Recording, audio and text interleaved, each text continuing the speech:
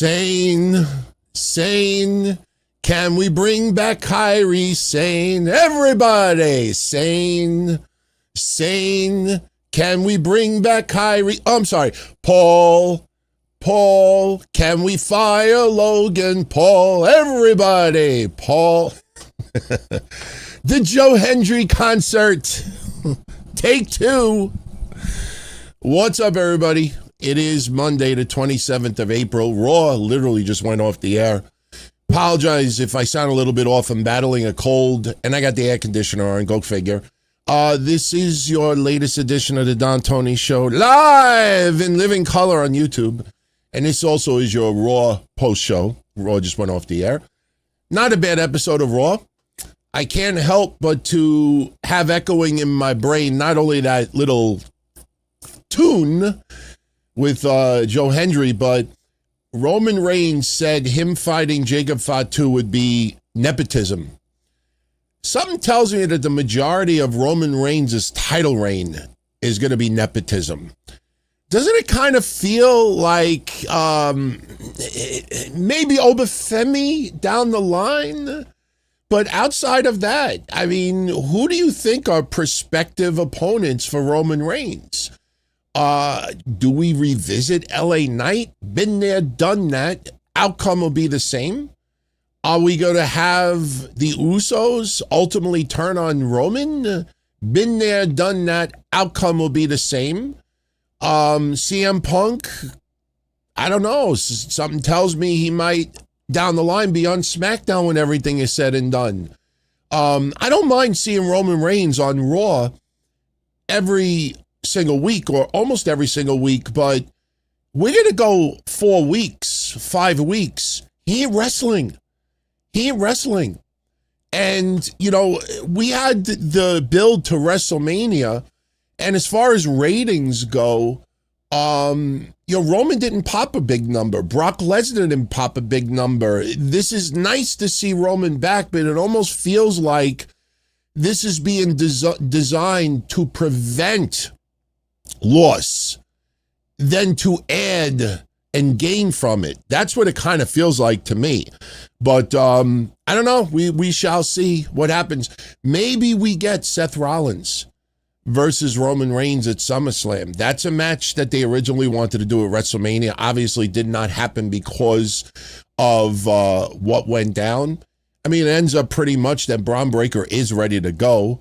I mean, the staples to the head last week didn't help all that much. But isn't it kind of crazy? You get staples to the head and 3 weeks later you can have a full-blown match. The healing process is pretty wild. But we got a few things to get into. We got some news, obviously, to discuss. Much love to all of you out there that really enjoyed last night's episode of The Sit Down. I kind of see where we may be onto something in the future. And when warranted, we might dedicate not full episodes to one particular big story, but, a good chunk of it. And yesterday we spent a hell of a lot of time talking about the releases. I call it Alistair Black Friday. Black Friday for the WWE. Yesterday we spent quite a bit breaking down every single release. And the response has been overwhelming. In fact, you guys actually are having me think more that when big stories break, that we might have to just, unless I'm in my office, then I can't do nothing about it. But if I'm home, there ain't no reason why I can't just walk into this room, turn the lights on, turn the camera on, tell you all 10 minutes we're going live. As Jonathan Coachman says, emergency podcast, and discuss it. So we shall see. But yesterday we had fabulous discussion. And I think yesterday's discussion about the releases is a perfect example of not only why what we do still works after almost 30 years. Started this in 1997. We are almost 30 years since. When we break down every single person yesterday, we don't just read from a list. I mean, yeah, I could read from this list and go over every single person, but we invest in the people that we watch. Now, obviously, LFGers and Evolvers, they're still very, very young in the pursuit of their career, so they have plenty of time to gel. What Bully Ray did in that chat yesterday, man, what a dick move on his part. I'll get into that in a little bit. But, the point is, when we actually follow the wrestlers that we're covering, we kind of nail it a little bit better than others. And if you heard yesterday, when we were talking about some individuals, we said, do not be surprised if someone ends up like Rick Boogs and just flat out retires. We talked about that yesterday. And yesterday we talked about one person in particular.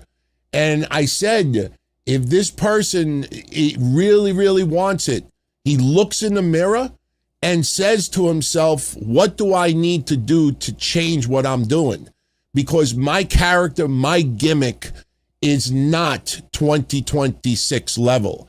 And he would have to reinvent himself. Not to the extent of what Cameron Grimes should have did, but we talked about one person yesterday. And that person was Luca Crucifino. And lo and behold, less than 24 hours after our blunt conversation about Luca Crucifino, he has announced his retirement from the world of professional wrestling. Quote, after much reflection, I've decided it's time to close this chapter in my life. Being part of the WWE has been a dream ever since I was a child. Getting the chance to live out my dream in front of the wrestling world is something I'll never take for granted. To the fans, thank you for every cheer, every boo, every moment of support. You made this journey unforgettable. I'm forever grateful for the friendships that I made along the way, from talent to coaches to creative team to every single person I came in contact with at the Performance Center. Thank you. Thank you for pushing me, believing in me, and sharing the ring with me. I've learned more than I could ever think and put into words. And some of the greatest people that will be friends for life. As of today, I am stepping away and retiring from professional wrestling. It's not an easy decision, but it's the right one for me. It isn't goodbye, probably conventions, just the end of an incredible chapter.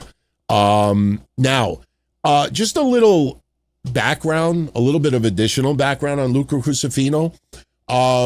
He's got a law degree, apparently. So hopefully we don't get the Otunga Luca podcast in the near future. No. But look, he obviously has prepared himself outside of wrestling. Just the whole thing with the D'Angelo family, it was never going to be a gimmick that would have long shelf life. That's why, I've been saying for ages, and you would think me, look, hey, forget about it. Hey, oh. You would think I'd be one of the biggest cheerleaders for the D'Angelo family, whether it's Stax or back in the day, Two Dimes or Luca or anybody else, Tony D. And I even said to all of you out there, unless there was a resurgence of Jersey Shore or a remake of The Sopranos, this is never going to be something that would make it on the main roster. It's outdated. It's just an outdated gimmick. And Luca Crucifino, as I said yesterday, that character, he would have to legitimately look in the mirror and say, what do I need to do to transform what I do? Otherwise, that's it. And sure enough, that's it. So I wish him the best, man. I really do wish him the best. We did find out an additional name that was let go. I'm sure a lot of you out there would not have known her much. I'll tell you where you probably do remember her. Carly Bright. She is gone. What's interesting about her is we're about to have season 3 of LFG, and she is in it, and she was let go. So they're recording these seasons so far in advance, and then after the season's over, they're letting them go. I got news for you. I don't think LFG survives another year or two. All right, because let me tell you something. I understand, going back to the Tough Enough days, that somebody needs to be an asshole. You always, even back in the Tough Enough days, you have that one person who is an asshole the trainer that is a little bit too hardcore. You could choose anybody you want from back in the day. And obviously right now that person is Bully Ray. But I will tell you, yesterday he was in a chat called Wrestle Rant, and they asked him about the LFG and Evolve releases because he's one of the coaches. And they asked, do you have any advice for these people who are released? Bully Ray said, and I quote, I don't have advice for these other talents. Maybe you should have taken it more seriously. Maybe you shouldn't have put your feet up on the table. Maybe you should have shook hands. Maybe you should have been more polite. Maybe you should have busted your ass a little bit more. This is not a business for boys and girls, but for men and women. I'm not here to coddle anybody. I'm here to help you sign a contract and become a millionaire. And he just goes on and on and on and just acts like a total asshole.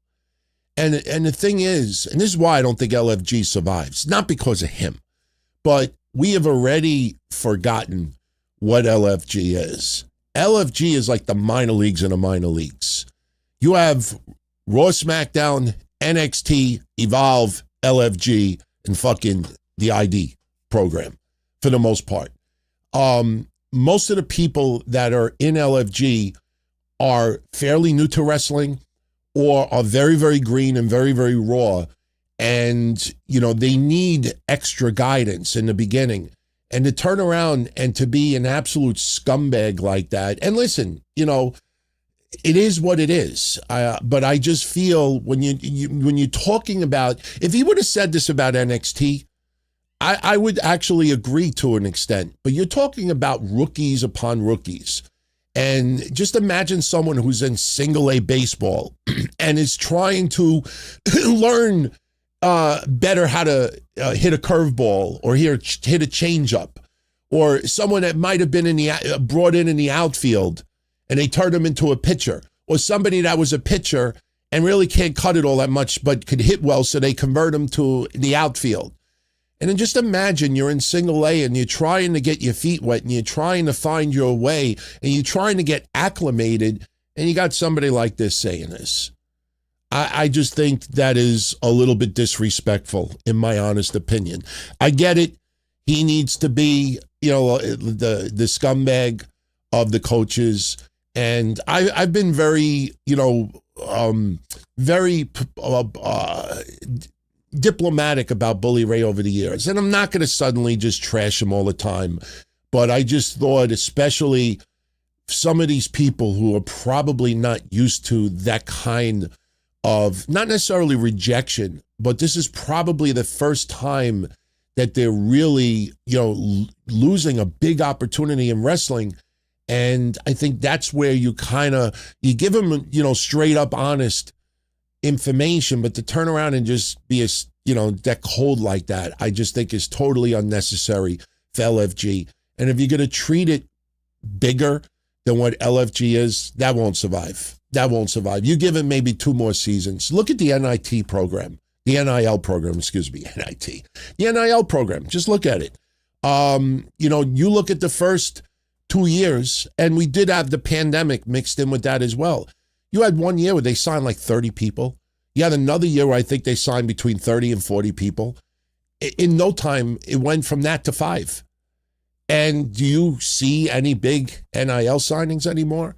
I mean, out of all the NIL signings, I don't remember if Josh Briggs was one of them, but we always look back on it and said only 2 people really ever came out of the NIL program. It was Oba Femi, and I think it was Josh Briggs. I think that's the other one. I haven't done my research on that in a year at least. But you look at the overall NIL program and you see who's actually had some success. Right now, Oba Femi is the only one. And I know you guys are going to say, well, you know, if Oba Femi could be the next freaking Brock Lesnar or Goldberg or something like that, that might be a positive investment. You know, you sign 70, 80 people, and you get that one diamond in the rough, it may be worth it. Maybe. But that is not a very good turnaround. You know, signing 60, 70, 80 people, and you get one. You get one out of it. So Think of all that extra time that they invest in people, and it ends up going nowhere. And like I said yesterday, some people work very, very hard. And just because you're in the batting cage 10 hours a day doesn't mean that you're going to be a professional baseball player. Just because you're on the basketball court shooting 3 free throws 12 hours a day doesn't mean that you could end up being an NBA player. You know, some people will work obsessively hard and never make it, never even come close. And it's not just simply, maybe you should have done this, maybe you should have done that, maybe you shouldn't have done this. You don't always have to be a scumbag, in my honest opinion. Trick Williams, yeah, I guess we go Trick Williams. Trick Williams was Trick Williams NIL? Was he really NIL? Why does that just not sound right? Trick Williams is NIL. I mean, take your word for it. I just remember Oba Femi being the real diamond in the rough. And I don't recall WWE really emphasizing Trick Williams' NIL signing. But Braun Breaker, no. I think some of you are misinterpreting this. Braun Breaker was not technically NIL. We're talking, he was signed to, a developmental deal. But we're talking about people that they signed coming out of school that they're trying to develop into. It's totally different. The NILs is more for the unknown athlete that they're trying to convert from something to a wrestling career. And you look at it, this is a little bit different. So, all right, let's move on to a few other things. Obviously, Raw went down tonight. We definitely will talk about it. I will tell you right now, and this might upset some people out there.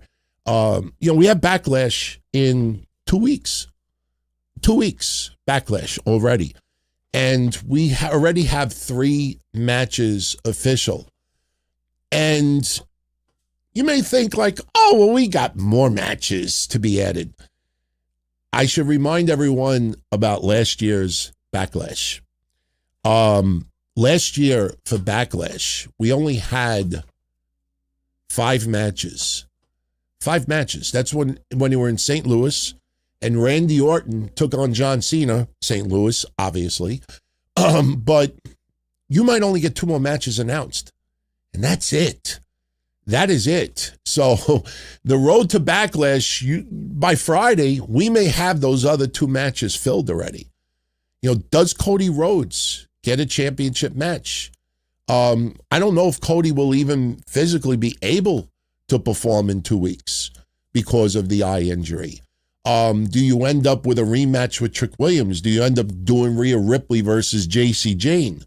But you go back to last year, just to give you a refresher on the lineup, you had Jacob Fatu retaining the United States Championship in a fatal 4-way, defeating LA Knight, Damian Priest, and Drew McIntyre. And I believe JC Mateo made his debut that night. Lyle the Carrier retained the Women's Intercontinental Championship, defeating Becky Lynch. We had Dominic Mysterio retain the Intercontinental title over Penta. Gunther defeated Pat McAfee. Remember that storyline disaster? And John Cena retained the undisputed WWE Championship over Randy Orton. So a number 1 contenders match for Cody is not bad. Although I still think Sami Zayn will go full-blown heel and be a challenger for Cody Rhodes soon. I don't think it should be a number 1 contenders match. I think Sami should just clock him on his ass. Just lay him out. And then, boom. You want a match, Sami? I'm going to kick your ass. I don't want to see... You don't always need to have number 1 contenders for certain championships. Speaking of number 1 contenders, I want to fast forward ahead to a couple of news tidbits because we'll get them out of the way. Obviously, today will be a little bit shorter because yesterday we spent 3 hours talking about a lot of stuff. It wasn't just the releases. We talked about a lot of stuff as well, but I do want to fast forward 1 minute to something else, and then I want to reveal for you, because you'll get a kick out of it, the Backlash VIP packages. I don't know if you're aware of the Backlash VIP packages. if you thought that WWE was dropping the price a little bit because of the economy and because of the fan outrage, oh, I got some news for you. Plus, I'm sure you heard what happened with Triple H, right? I was going to be absolute scumbag asshole Don Tony tonight and take a montage of all the screenshots of all my fellow podcasters and journalists and even some people that I'm friends with and look at all the screenshots over the last 2 months. People saying that Triple H is going to be out of a job soon, that TKO is going against Triple H, that Triple H is an outsider, and Triple H, they're not letting him do what he wants to do. I will keep beating it into everybody's brain. Stop thinking that Triple H, The Undertaker, Stephanie McMahon, Sami Zayn, and everybody else are not in sync with TKO. Maybe the wrestlers, it's unfair because this is their livelihood and options. There's not many options left. But stop thinking to yourself that Triple H is, no. He's about the boys and he's about this. Understand, he is the one that made the decisions who gets cut this past Friday. It wasn't Ari Emanuel. It wasn't fucking Nick Khan. It wasn't Mark Shapiro. There's a bottom line of how, the number they want to cut, and it's up to WWE Creative, led by Triple H, to decide, okay, who do we feel, is just not going to benefit us in the future. They're the ones that make the cuts. Plain and simple. And there's nothing that's going to change that. But talk about asshole mode. I watched for 2 months. People don't learn. People don't learn. Do you remember when Triple H was still in creative in NXT? That people were saying that Vince McMahon is trying to erase Triple H's legacy? That he's in the corner like a dunce, like a clown. He's lost all his credibility. Stephanie might even divorce him. I mean, that's wacky shit. That's something that you would read from a podcast in some area of the world that we've never heard of before, that is just looking for clickbait or WrestleMania or something like that. That's where you would read that. But I read, especially for the last 2 months, all this stupid shit about Triple H on the outs, TKO going against Triple H. They just signed the motherfucker to a 3-year contract extension. Nick Khan did a conference call today. They call it a town hall, but it's really like a conference call. And he was discussing a bunch of things. And the two big notes of what he was saying is that the internet complaining about WrestleMania is a very small group of noise. It's a very, very small number of noise. Nick Khan has been saying that for years. You go on a lot of these podcasts, even on the History Show, I've played you clips of Nick Khan over the last 5-6 years, whatever it is. Bill Simmons and others. He says the same shit over and over and over again. It's always a little noise.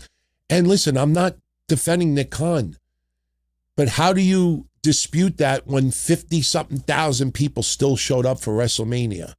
When you're selling that crazy amount of money? When you're selling these ridiculous packages, just think about the amount of money that's being generated. Look at the financials that TKO puts out, the quarters.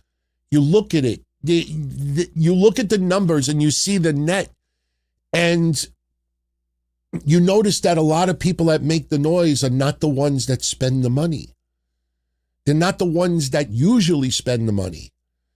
If you saw a lot of people online that spend the money repeatedly and then stop, and wow, that person used to drop a lot of money in WWE and now they're not dropping anymore, that's concerning. But when you got random podcaster the third doing a show, screaming at the top of their lungs, complaining about WWE and this and that, and the last time they bought merchandise might have been a fucking ice cream bar. That's not someone who's directly affecting the WWE wallet. Yes, that person could influence others that do spend money to maybe think twice in the future. No question about it. But until you see those numbers drop, until you see those on-location packages not sold out, until you see arenas 3/4 of the way full or half full. All right, dropping ticket prices, it's done every single year. In fact, Nick Khan, in a conference call today, was reading tweets from 10 years ago, complaining about WWE business. And Nick Khan is like, were they right? No, they weren't. There's always people that complain. It's in everything. It's in sports. It's in baseball. It's in entertainment. It's in politics. It's in wrestling. It's in World Cup. It's in everything. So, when you see the numbers that are coming in, you say to yourself, wow, how is this noise accurate when you see this kind of money coming in? When you start seeing big declines, and the stock will reflect it. The stock will reflect it. Another thing that Nick Khan revealed today is that Triple H was signed to a contract extension. And multiple outlets are reporting that the contract extension was for 3 years. Apparently, Triple H's original deal was going to go through 2026. And this is fascinating because if you do the math, you can figure out exactly why this is a 3-year deal. And I wrote it in the abbreviated synopsis for tonight's show. Triple H's contract extension right now has Netflix implications. Because remember, Netflix signed the deal in 2024. And the first episode of Raw on Netflix was 2025. So the last Raw on Netflix could be the end of 2029. Because you got all of 2025, all of 2026, all of 2027, all of 2028, all of 2029. And then if Netflix is not happy, they could back out of the deal. Remember, there is an option that Netflix could back out after 5 years. So if Netflix backs out in 2029, announces it in 2029, we're going to pull out of WWE, I think Triple H is gone. I think that's when you may see Triple H out of there. But until then, the guy's job is secure. The guy is a corporate guy. I remember when Vince was still doing what he was doing. And people were like, oh, Triple H is just waiting for Vince to get out of there. And then Triple H is going to put his fingerprint on everything. And Triple H, he's just biding his time, just chomping at the bit. He can't wait for Vince to be out of there because then he can do what he wants to do. We have now seen Triple H bring back multiple people and do an absolute garbage job with them, and they got fired again. Triple H has been there long enough now that Triple H is no different than what we expected. Does that mean he should be fired? No. What does that tell you? Triple H never had a vision that was going to be massively different than Vince McMahon's vision. If it's not broken, don't fix it. Sure, Vince McMahon from the waist down might be the most disgusting person in the world. All right. But that doesn't mean that Triple H had a completely different agenda. What you are learning now is that Triple H, for 30 years, was under the Vince McMahon regime. And when you're there for that long, put aside that he's married to the owner's daughter, when you're there for that long, you probably enjoy what you're doing. You find out on the Hulk Hogan documentary that Triple H is the one that told Hulk he had to go in 2015. That's 11 years ago. Vince was still in charge at that time. Triple H had big power in 2015. All right. With people, for some reason, and I think I know the reason why, but people, some reason, still try to convince you that Triple H is not in sync with TKO. And I think the people that do that are not intentionally trying to lie to you, but I think they're hoping. They have to hold on to hope like, no, he can't be. There's no way that he can have that mindset. There's no way he could be in sync with that. Unfortunately, that's what it is. And, I see people, the biggest mistake Vince McMahon did was sell WWE to TKO. Up until now, I agree. Wait until TKO sells it to Saudi Arabia. That's it. That's it. I honestly think wrestling will, any remnants of what we thought wrestling was, it'll turn into a clown show. You look at the Riyadh stuff. Nothing against Saudi Arabia, nothing against their events. Of course, those events are just spectacles. Everything is overly exaggerated. You got 24 karat gold toilet seats. You know, like like money is just wasted because of just the visual. You know, oh, the Undertaker's going to be there. Nah, we won't just have him come out on a motorcycle. We'll fucking dig up camels that have been dead for 50,000 years and we'll fucking bring them back to life and have all this extravagant and spend tens of thousands of dollars for an extravagant entrance just so you could go, rest in peace. You know, the money spent is ridiculous, and they will over-exaggerate everything.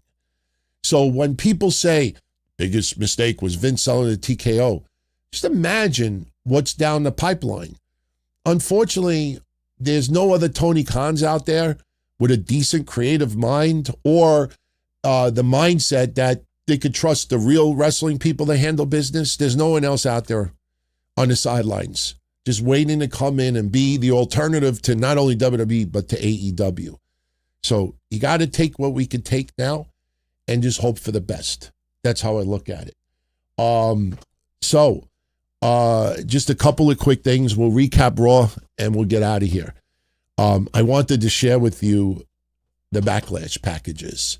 Now, if anybody on video, no worries. I know it's really like small, the text. Don't worry. I enhanced it for everyone.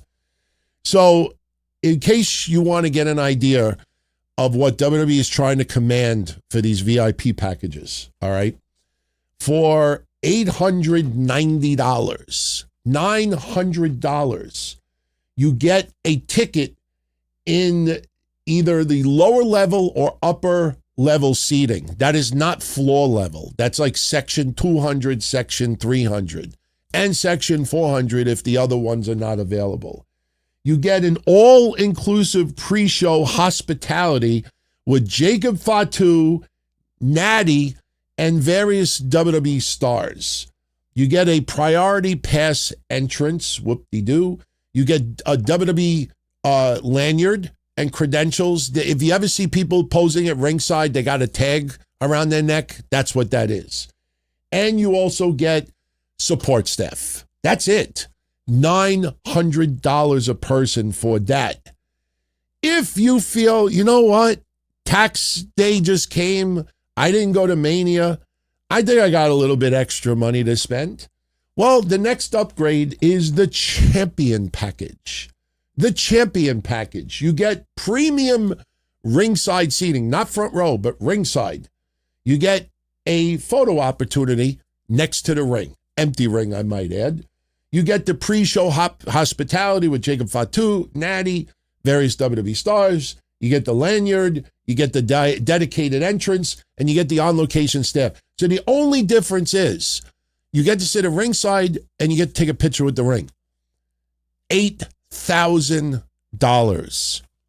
$8,000. You just went from $900 to $8,000 to sit ringside. And if you still feel you got more money to waste, you could get the Elite Package, which is the same shit. The only difference is you get an elevated gift. You get an elevated gift. Not only do you get the lanyard, but you might get a t-shirt and you get to sit front row.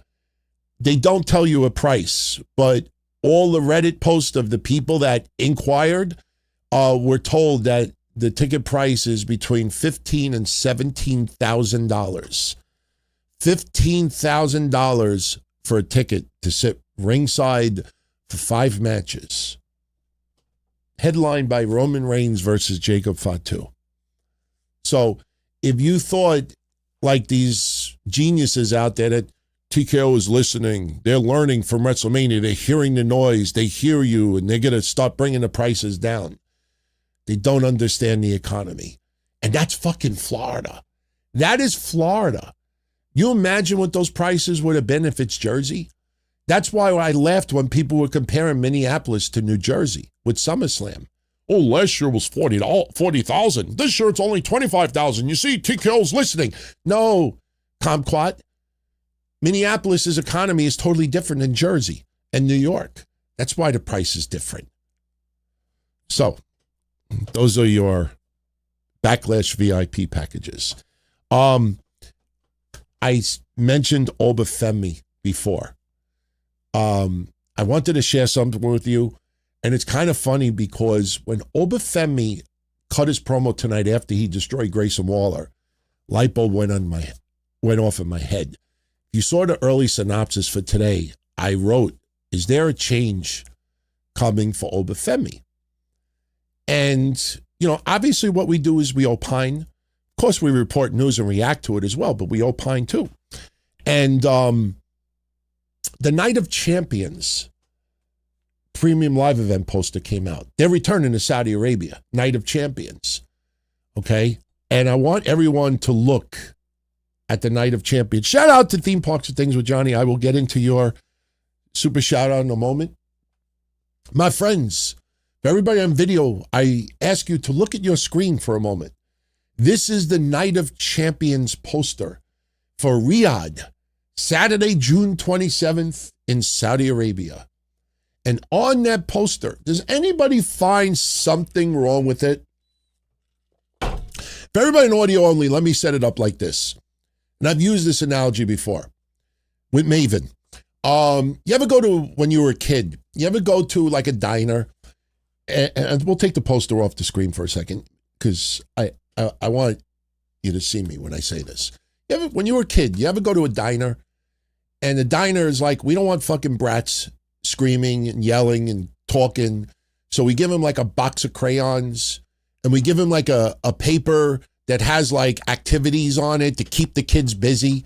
It's not because they're being nice. They just don't want to hear your annoying little fucking bitch asses. So they give you a box of crayons. They give you this activity thing.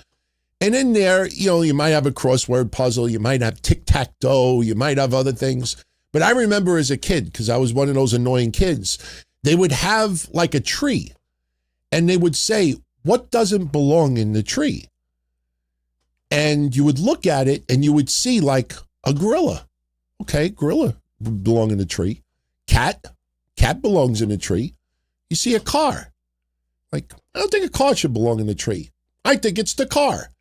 And I used to say that with Maven. You look at Evolution back in the day. And we would say, imagine walking into the diner and getting the wrestling version of that. And it's like, what doesn't belong in this picture? And you see Evolution and you see Maven. You're like, of course, it's like the car in the tree. So I go back to this poster and I ask you all again, anything look a little bit off about this poster? It's Night of Champions. And the people on this poster are Cody Rhodes, current undisputed WWE champion, Roman Reigns, current world heavyweight champion, Becky Lynch, current women's intercontinental champion, Rhea Ripley, current WWE women's champion, Liv Morgan, current WWE women's world champion, Trick Williams, current United States champion, and Oba Femi. And Oba Femi. And I'm like, Oba Femi's the only one without a title in this picture. Penta is not in this picture. And then it hit me like a ton of bricks today. And I ask you all, that's too small. I ask you all this question. When Oba Femi cut his promo today and talked about opportunity, and he said, unfortunately, the Intercontinental Champion is not doing open challenges anymore. So I proclaim my own open challenge. He mentioned Penta. If I'm a betting man, my friends, Penta is going to accept the open challenge. Maybe even put the title on the line. And by Night of Champions, Oba Femi may be your Intercontinental Champion. Because you look at that poster, and it's Night of Champions. every single person on that poster is currently a champion except for Oba, the ruler. So I think, my friends, I think Oba Femi, by the time we get to Night of Champions, will be the Intercontinental Champion. Now think about this. If you want to go a little further, look at what Night of Champions may be bringing us. Oh, golly, this is wonderful. We may get Rhea Ripley versus Liv Morgan again. We may get Roman Reigns versus Cody Rhodes. I actually wouldn't mind seeing that again. Don't know who Rhea Ripley will be facing. Actually, no, Rhea Ripley would be facing Liv Morgan. Becky Lynch could be facing Tiffany Stratton again. Trick Williams could be facing Oba Femi. That's not a bad fucking card. Even though there's a lot of agains there, you would think Maxine Dupree was involved with that. Again. I don't know, guys. Did we figure out something today? Oba Femi calling out Penta without mentioning his name? That was a direct call out. Penta's getting in the face of Oba. That title's going to be on the line. I think by June, Oba Femi, the ruler, will rule the Intercontinental Championship. I don't know. What do you think? I think that's a possibility. Why would you put all champions for Night of Champions and Oba Femi? How does Oba Femi perform there if it's Night of Champions? He has to be a champion, right? I wanted to share that because I honestly think we're onto something. So, okay. What else do we got here? We don't have too much news. Wednesday Night Dynamite, we'll get into full-blown ratings report. We'll get into some other news as well. I do want to mention a couple other quick things. Samantha Irvin she's not on X anymore because of the shit that happened with Ricochet and the MS tweet and the backlash that she suffered because of that, unfairly. She's on Instagram, though, because Instagram, homie don't play like that. Instagram don't play like that. Instagram is much more classy a place to go. So she teased 6 more months. And if you remember when she left WWE, there was a no-compete clause. And the no-compete clause, some people signed it for a year, 2 years. Andrade was able to work out a deal. Some other people, they're like, I'm not interested in going back to wrestling. So yeah, I'll do the no-compete. It's part of your contract. It's part of your contract. If a podcast signs me right now and says, listen, if you leave our network, you can't sign with another podcast for a year. And then they drop me after X amount of time, but I'm still paid up to whatever. And I agreed to the original deal. I can't turn around and bitch after and be like, these motherfuckers won't let me go on another podcast. You know, they won't let me go for a year. I'm in purgatory because of them. No, you signed that contract. You signed that contract. And this is why I never, had any sympathy for Andrade, never had sympathy for Samantha Irvin or anyone else, because that's business. You work out a deal with someone and they offer you a shitload, a nice amount of money. And part of the stip is we don't want you on another competitive brand for a year or two. You can't turn around and say, let me sign. You got it. Yep, no problem. Let me sign. Obviously, see. Give me that penno. And you sign it. And then all of a sudden, shit don't work out. And you'll be like, I want to work. I don't want to sit at home. I want to work and get a paycheck. I want to earn my living. This is blasphemy. No, you signed the fucking contract. Where's the attorneys that says, listen, my client wants to sign the deal, but a year no compete is a little extreme. He's got a livelihood. He's got a family. He might have child support. Who knows? That's what lawyers do. Not David Otunga that analyzes stuff 20 years after it happens. If I was Bret Hart's lawyer in 1997, I would have done this. And I said, yeah, and you would have been faxed back a message that says you're a goof because contracts were not structured the way that you think it is in 2026. So anyway, so that's the deal with Samantha Irvin. 6 more months, probably will see her involved in AEW. And honestly, I don't have an issue with it. Her music career, it's up for debate on how successful it's been, since. I will tell you, thank God that there's still music videos in 2026. That's all I'll say. I think she played the flute. I mean, I really wasn't paying attention. She might have just had a giant pen blowing on it or something. Maybe there was some wet ink on it. She was blowing on it. I wasn't paying attention. I'm joking around. One last thing. Well, actually, two last things. Actually, three last things. Four last things. Mask versus Mask match is official. We predicted that it would be Noches de los Grandes because we thought that Triple Mania was a little bit too far away. It is official. May 30th, 2026. El Grande Americano will take on El Grande Americano in Arena Monterrey. Seats about 18,000. And I think that building will sell out. Don't worry, there will not be no El VIP, El on locaciones. There will be no crazy VIP packages. You won't find, on location.eu or SI or MX. Yeah, MX that says, for 3,500 pesos, you could have platanos with the El Iguana. No, they don't do that there. Ticket prices are extremely cheap. You could get floor seats for $30, $25. That building will probably sell out. And that is going to be the main event. I loved it on Raw tonight when they were like, do Los Americanos have to unmask also? And that's a great point because if Kaiser were to unmask, you're not going to keep Los Americanos doing what they're doing, Rayo and Bravo. I just find it funny every time Pete Dunne tries to act Mexican. And the thing is, they get pops in Mexico. And you would think, the way we always interpreted Lucha Libre, that it was almost like a religious thing that you don't take the mask off.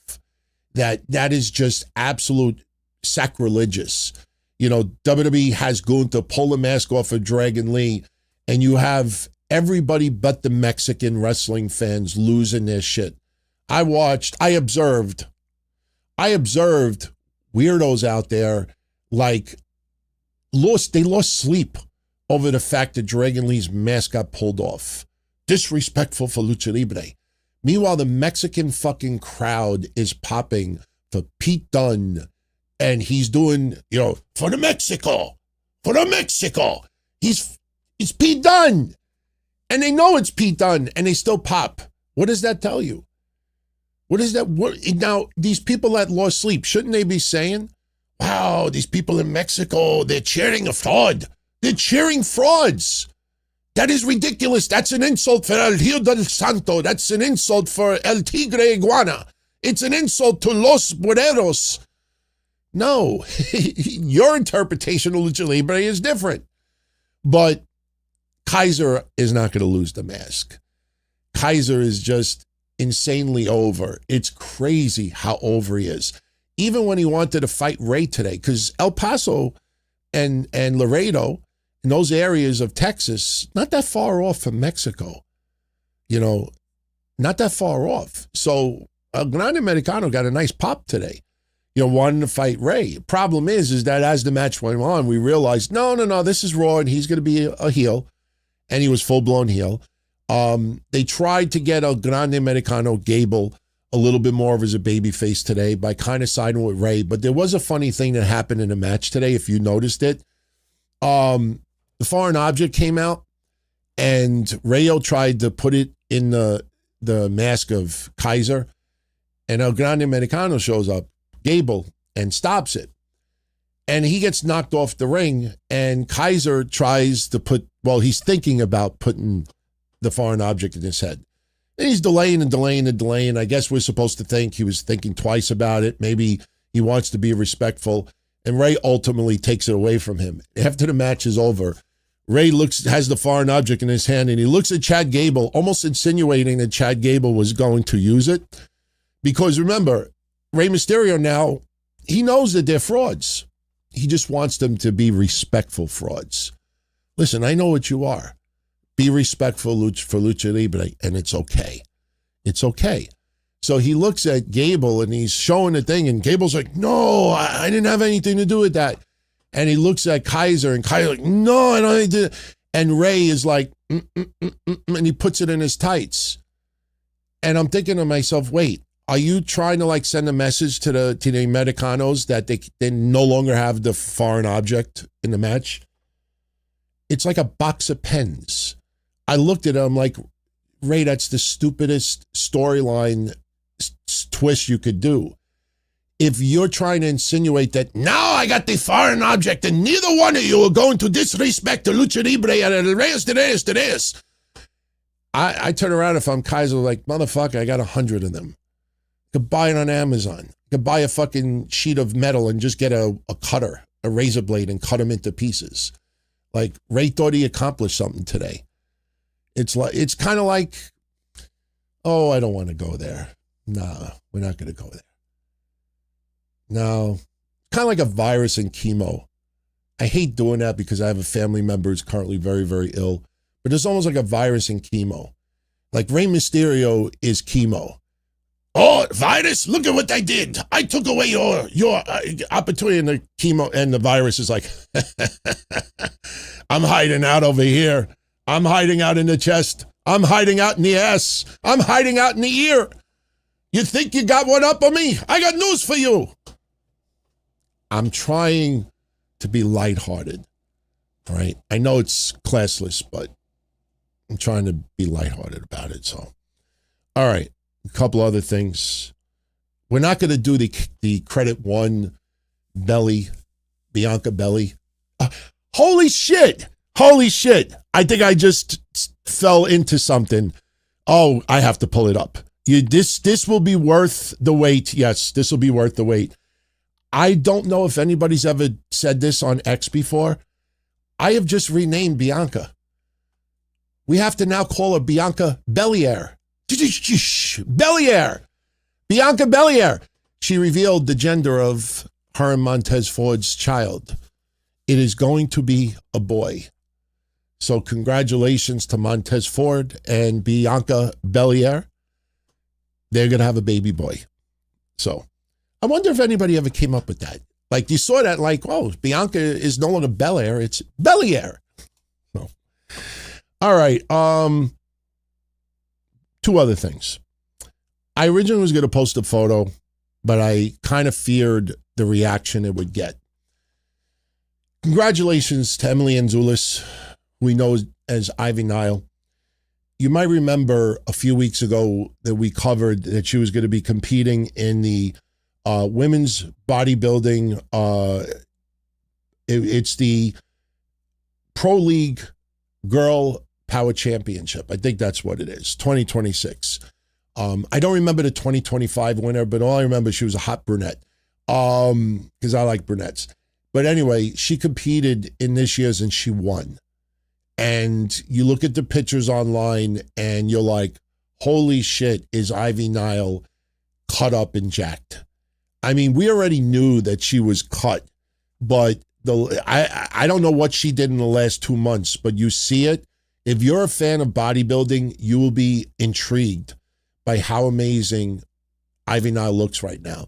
If you're one that doesn't like overly built women, I would just stay away from the photos. But very impressive, and I want to sincerely congratulate her. Also, two other things. We'll recap Raw and we'll get out of here. Ric Flair finally apologized to Kaiser. And the funny thing is, people are still ragging Ric Flair on X. And this I laughed at. I really got a good laugh out of this. We remember Ric Flair claiming that he was banned from WrestleMania because he threatened Kaiser last year.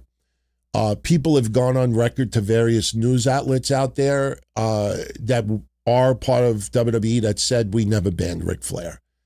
I honestly think that Ric Flair was just afraid of getting cursed out, in my honest opinion. So Ric Flair, it took him a week. Just think about that for a second. It took him a week to go on X and write to Ludwig Kaiser, Mr. Kaiser. I never implied that you couldn't work or did not have talent. I actually understand that you are doing very well with the Undertaker's promotion. I'm sorry that I got upset. I am naturally, I think he just spelled it wrong, cocktails, very protective of my daughters, and I am sure as you grow older, you will be too. Continued success. Apologize for anything that I said about you personally. It was not about your professional skills, which I have heard is very good. Took him a week to do that. So he wrote to Kaiser and said, I heard you're doing very good in Undertaker's promotion. And 99% of the IWC are ripping Ric Flair. And you'd be like, what, Rick, what the fuck are you talking about? We have not seen Ludwig Kaiser in over a year. Ludwig Kaiser is not in AAA. And just to show you how out of the loop Ric Flair is, Ric Flair probably on a drunken, fit, he'll probably respond to it and not realize that he's doing the fucking El Grande Americano thing. I think there's so many people reacting to what Ric Flair said that Ric Flair is going to believe it. Ric Flair absolutely is going to think that Kaiser is not part of Undertaker's promotion. But it took him a week. I mean, that interview with Ariel Helwani was just a train wreck. I wish Ariel Helwani would have countered with some good questions afterwards. Instead, I was watching him closely, and it reminded me of, and who should I should talk. I'm a fat, I'm fat myself. But who is the guy in fucking Animal House? Shrimp? What was Flounder, I think his name was. Do you remember Animal House Flounder when he goes, "This is great"? I watched Ariel Helwani as Ric Flair was talking like a senile, drunk, half-dead old man saying ridiculous shit. And I looked at Helwani and he had this Animal House Flounder face on him going, "This is great." And I'm like, man, I wish sometimes you would just ask some counter questions. Even with the Hogan stuff back then. We remember the coverage of Hogan, and I get it. You're not going to get some people on if you push, a certain thing a little bit too much. But I'll say this, just quickly about Hulk Hogan. I have watched 75% of the documentary already. And I also watched Brooke Hogan on Bubba the Love Sponge. And this is my conclusion of the Hogan documentary. If you are a fan of Hogan, you will enjoy it. It's kind of like me watching John Gotti documentaries, all right? When it came out in the 90s, okay, interesting. Maybe, the technology was not as good and, you didn't have, good archives, but you had what you had. And then 10 years later, a lot of former mafiosos now all podcast and they're all sitting in dark rooms and they're suddenly, I'll tell you where all the dead bodies are. Like all these fucking mafiosos starting to talk tough because they know they're not going to get whacked for what they say. And then another 10 years go by and, technology gets a little better and you got extra footage and you got family members and this and that. And you get like an enhanced version of the shit you already knew. That's the Hogan documentary in a nutshell. If you've watched the Hogan documentaries in the past, you're not going to learn much of it. I'm not going to sit here. I'll give him credit. James Romero did a great job with it. He spent an hour talking about all the inaccuracies that Hulk Hogan said on this Netflix thing. You guys may remember about 15 years ago, Kevin and I were going to launch HulkHoganIsFullOfShit.com. We were going to launch that, and we got threats that we would be sued. We were going to launch, a lot of you know this already, we were going to launch HulkHoganIsFullOfShit.com, and we were also going to launch UglyDivas.com. Those were the two websites we were going to launch. And I made the mistake that I kept publicly talking about it. And I started getting threats by, some psycho people who thought they were very masculine. They're like, good, I dare you to put pictures of ugly divas. And a lot of you know who the poster child was going to be on that. I won't say it here. I'm not stupid. But when we started circulating HulkHoganIsFullOfShit.com, that's at a time that we were number one doing podcasting stuff. We stuck out like a sore thumb. Think JD from New York on steroids 15 years ago. there was only 6 podcasts around, and we were the number one show in the world. And wrestlers would admittedly say that they take our shows overseas to, all the American wrestlers would listen to our shit. Like, why? But my point is, we were threatened, and I didn't want to be bothered with lawyers. And, who wants to be sued by Hogan? So we never launched HulkHoganIsFullOfShit.com. Now you see the podcast episodes from Cornette, Hulk Hogan's Web of Lies and this and that. We were going to do that 15 years ago. So yes, you watch this documentary and Hogan is like, I was a Dusty fan when I was 9 years old. And people are like, oh, really? Dusty didn't wrestle until you were 14. So, it's just like things like that. Not a big deal. But I will say this. The 2 takeaways I get from the Hogan documentary is this. Number 1, Brooke Hogan went on Bubba the Love Sponge and said that there were parts of the documentary that were very inaccurate and incomplete and terribly incomplete. And, they asked her to be on and she didn't answer the calls.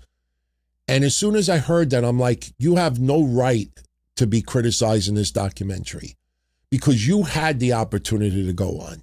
You had the opportunity to right some wrongs. You had the opportunity to fill in blanks that no one else would fill. And you decided to ignore the requests. So now you're left with a 4-part series that you feel did your father dirty, and you can't do a fucking thing about it because you decided to not be part of it. That's first off. Second of all, I grew up a Hulkamaniac. Hulk Hogan was my grandmother's favorite wrestler. My grandmother got me into wrestling. Hulk Hogan could do no wrong when I was a kid. Hulk Hogan disappointed me years later for various things, obviously. And I always felt that his inner circle, as much as I love some of the people that surrounded Hulk Hogan, his inner circle damaged Hulk Hogan forever. Because they got in Hulk Hogan's head, you're not a racist.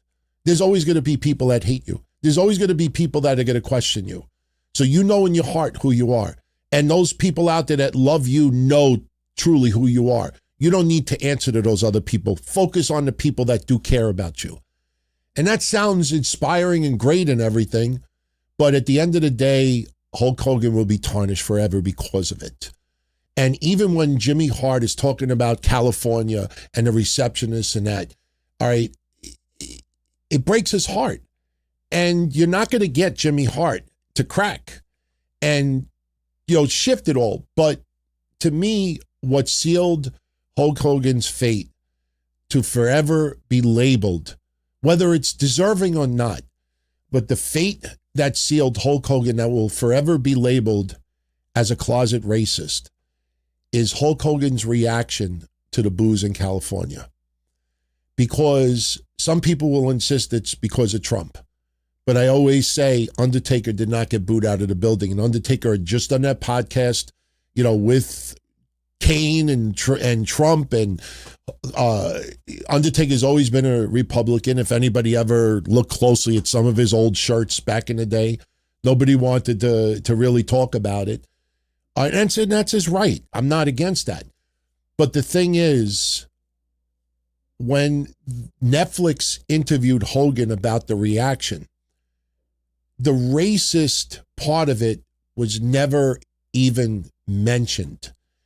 And Hulk Hogan's answer to it was, brother, I could have made money off of that. They wanted to see my crippled old ass beat up. And I'm like, wow. In your heart, you know that they're booing you because they think you're a racist. Even if you know you're not. But in your heart, you know those people are booing you because they think you're racist. And your first reaction is, I got amazing heat, brother. I could have made a lot of money, brother. They could have beat my decrepit ass. You're thinking about money? That all he could think about was heel, money. And that sealed it for me. I'm not this politically correct angel whatsoever. And I also deep down inside think that Hulk Hogan has grown over the years and, paid for his sins to an extent. But I also feel that he could have done a lot more and didn't, because his inner circle convinced him that it's not necessary. And sometimes you got to be, if you were truly Hulk Hogan, you would have turned around and gone the extra mile to inspire the people that may have questions. But you catered to the people that only would kiss your ass and buy your beer and want an autograph or take a picture or, make you still feel that you're relevant in 2025. And when I saw his reaction to the reaction in California, I was like, all you're talking about right now is money. That was it. That was it for me. So I don't want to say fuck him because he's deceased now and we're not cruel like that, but All right, one last tidbit. Then we'll get into a couple of shout outs. We'll recap Raw and we shall jet. Kevin Nash. I was going to bring up Rob Parker and Fox Sports, Mark Henry versus Mark Henry. I have the clip, but I don't know if I'll get in trouble copyright online. But I'll set this up for you and we will cover it on Wednesday. It's a very, very spectacular discussion. And I think it's bigger than you realize. There's a guy that works at Fox Sports, formerly ESPN. His name is Rob Parker. And he is the one that very recently has been speaking out and saying, why are grown men into wrestling? But it's much deeper than that. And he got into a 3-minute back and forth with Mark Henry about it. And there was a fabulous response by Rob Parker. And wrestling fans online are just writing it off like, he's kind of ignorant and shallow. But it reveals a much bigger problem about professional wrestling. And it's something that I have discussed on this show countless times in the last 4 years. Ever since SmackDown went to Netflix, to Fox 5 years ago, whatever it was, you have heard me say repeatedly over the years that there is a big element in sports that do not like WWE, that do not think that predetermined sports entertainment should be covered on SportsCenter. Now, I grew up with George Michael's Sports Machine. I grew up with Warner Wolf doing sports and talking about WWF, let's go to the tape. I grew up watching sports and always felt it was a treat. Even George Michael would always try to find a way to show Dusty Rhodes. I thought it was a treat to see wrestling on a sports show. I didn't think there was anything really wrong with it, but you realize that there is a very big part of the sports world that feel exactly the same way as Rob Parker. I mentioned there was a baseball game 4 years ago or 3 years ago promoting SmackDown. And I think Cody Rhodes was going to be on it. And they mispronounced his name and they mispronounced someone else. And one of the hosts started laughing. Like they thought it was hilarious that they have to cover wrestling during the baseball game. And I remember calling it out the week that it happened. But there are other elements too. There are people big in sports that were like, why is Bianca Belair and Sasha Banks getting an ESPY? Like, why is wrestling getting in? I'm just using random, names, but why is wrestling getting ESPYs? Why are we creating these awards? And you see now, obviously, WWE's ultimate goal for decades was to be accepted in the sports world. Vince McMahon in the 1980s was calling it sports entertainment. I have a clip that's on my YouTube channel of him in 1985 talking about sports entertainment. They've always wanted to be accepted as sports and entertainment. Obviously, the entertainment part of it was an absolute must because if anybody remembers the story about New Jersey and avoiding taxes and what was the governor's name? Whitman? I don't remember the name, but that was a very big deal back in the day that, WWF was classified as entertainment and sports, not just the other. But there's a big element in the sports world that is not happy with wrestling being covered the way it is, being accepted as a sport because it's predetermined. And you hear this guy and Mark Henry go at it. And Mark Henry, I think, does a good job in defending wrestling. But the way this guy explains it, whether you like it or not, it's hard to disagree with him. It's hard because he talks about competition.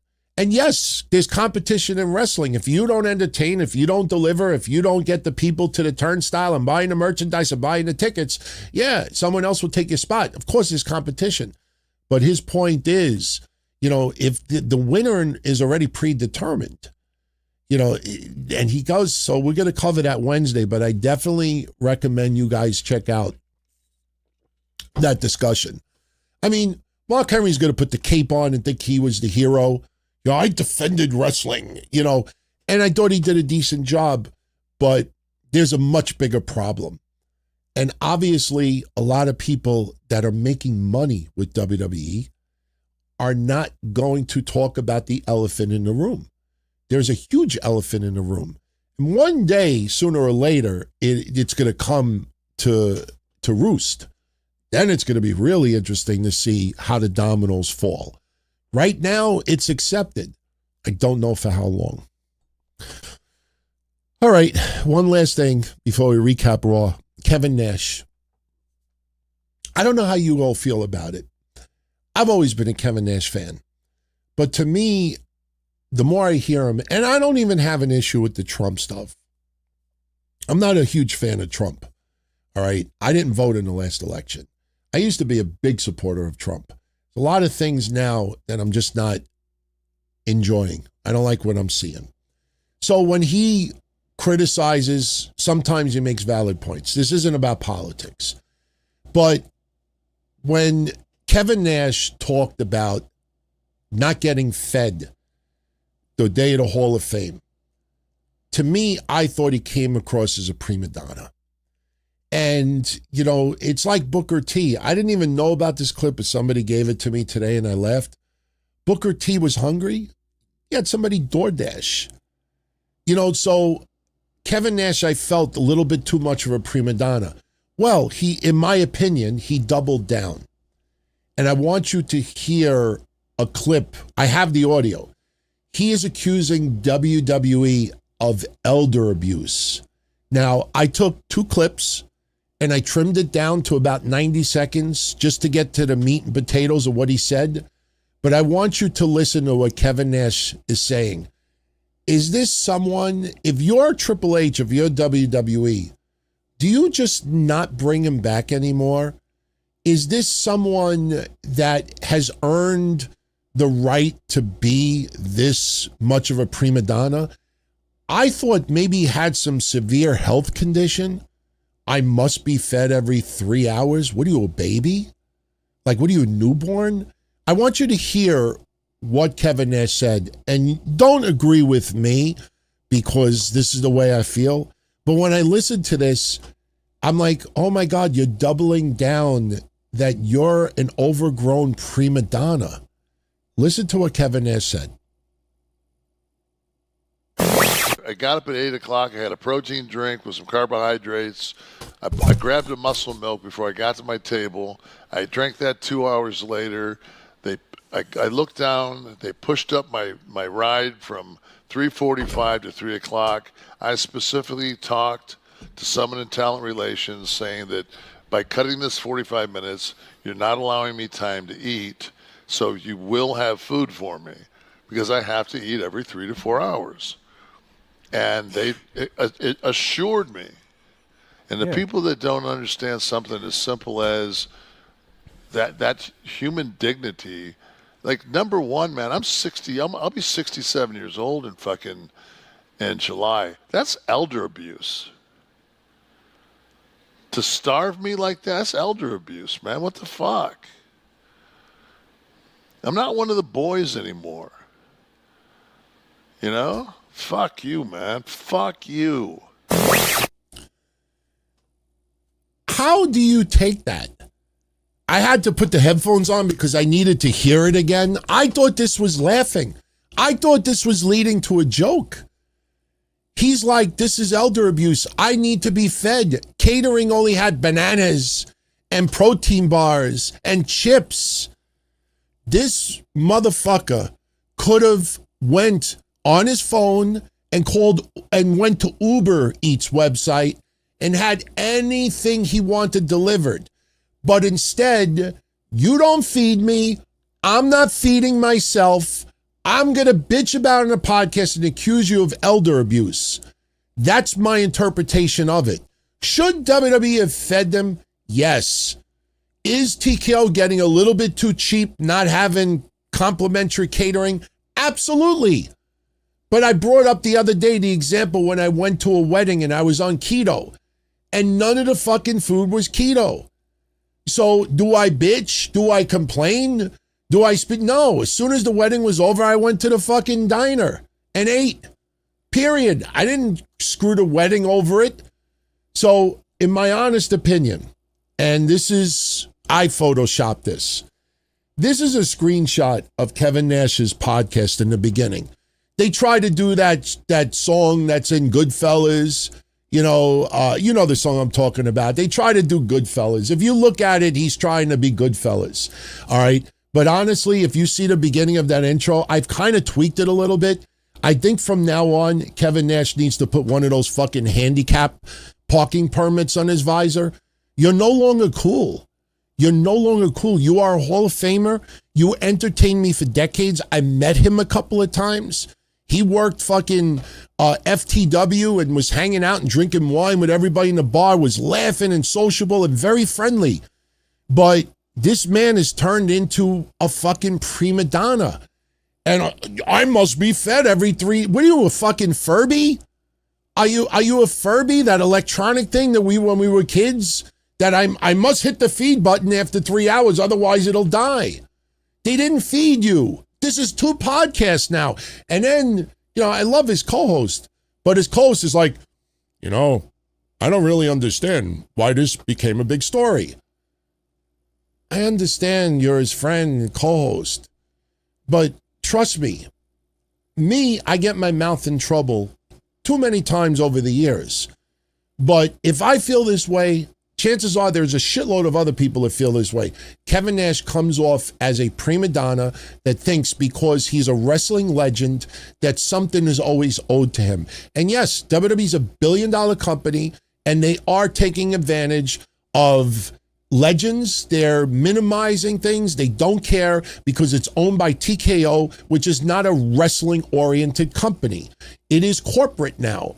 It's just like when you have a family business and then a corporation takes it over and they put their corporate spin on it. Yeah, but they don't make Mama's sauce like they used to. What happened to Mama's, the Sunday sauce? Like, motherfucker. No. You eat a fucking ragu shit that we make. You don't like it? Go to another restaurant. All right? They're not going to bend over backwards for you anymore. Mark Shapiro and Ari Man, he learned nothing from Logan Paul. Unfortunately, there are a lot of corporate Logan Pauls. They're like, Kevin who? Kevin Nash? Like, kidding me? Stay home. Stay home. So that's my honest take on it. It definitely pains me to feel this way because I've always been a big fan of Kevin Nash. No bullshit. But I hear that, and this just sounds, remember, I live in Howard Beach. And I don't mean to bring up Gotti, but I live a couple of blocks where John Gotti lived. I lived in this neighborhood when it was mostly Italian. And you walked around at that time and you had cardboard gangsters. You had people that tried to act like gangsters that weren't. Then you had all the wives. You ever see the scene in Goodfellas where all the women are getting their makeup done and they all look ugly and they're getting their hair done and fucking Karen is looking around and her head's about to explode? That's my neighborhood. I grew up with that. There were prima donnas everywhere. Karens everywhere. Kevin Nash is turning into an overgrown Karen, in my honest opinion. Nobody cares you weren't fed. You're not a Furby. You're not that little fucking electronic thing. I must water him. No, they don't fucking give you the food. You go out and buy your own fucking food. That's it. I don't know. That's just the vibe I got. I didn't like it. Did not like it. Okay. Let's recap Raw. And big shout out to everybody. Oh, we will finish under 2 hours today. I'm all right. I'll take it. We've had a couple of long days. The history episode will be up tomorrow. I don't want to get into the habit of putting it up Tuesdays, but, now because we do Sunday and Monday on YouTube, and we might be expanding that in the near future, Tuesday may end up falling back to Throwback Tuesdays with the history show. We might have to move the history show from Thursdays to Tuesdays. We'll see. But Raw tonight, Laredo, Texas, hometown of Roxanne Perez. I think we all agree, if Vince McMahon was still booking WWE, Roxanne, you're losing to Bayley. Shut up. Triple H does give the hometown heroes a couple of extra victories.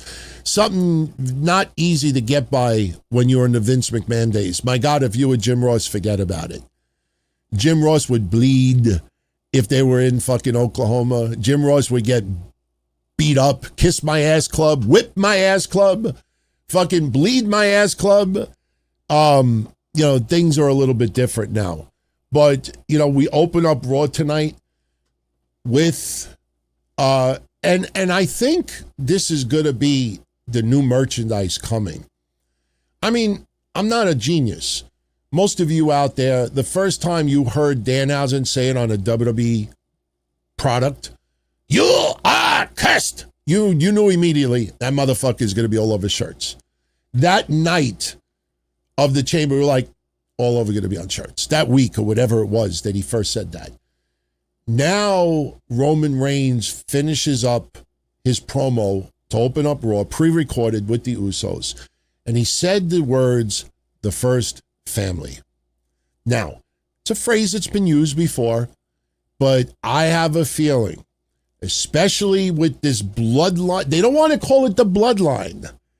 The bloodline is, there's a lot of people who'll be like, let me dust off my bloodline shirt. Let me dust that. No. Got to come up with something new. And I think the first family is going to be that next huge surge. Even if they had a shirt before for the first family, I think that is going to be the focal point going forward. That's why I'm not sure if the Usos will turn on Roman. And it's interesting that they're still incorporating Solo and the MFTs. Even though they're on a different brand. Remember, they were on Raw last week, and people are like, why? Or the week before, they're like, why? Like, why are you here? So, and Jacob Fatu is on Raw. So you're almost like, why is he here? They should have at least talked about the idea that Rhea Ripley's now on SmackDown. So, somebody had to come to Raw, and it was Jacob Fatu. They could have easily done that. But we get a segment where the Usos are with Roman Reigns in a room. Very, very dark room. So Jey Uso had to look cool with the sunglasses. I will say Jimmy Uso pimping in a really nice jacket today.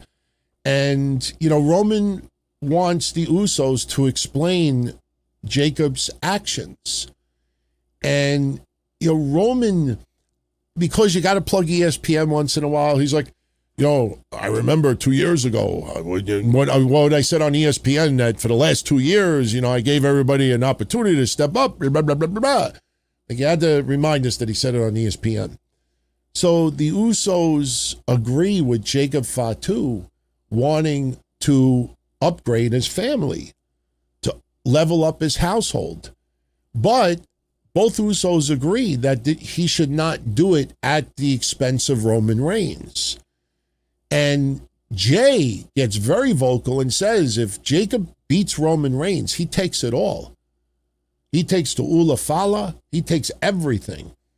And Jay tells Roman, this isn't about respect. It's more about consequences.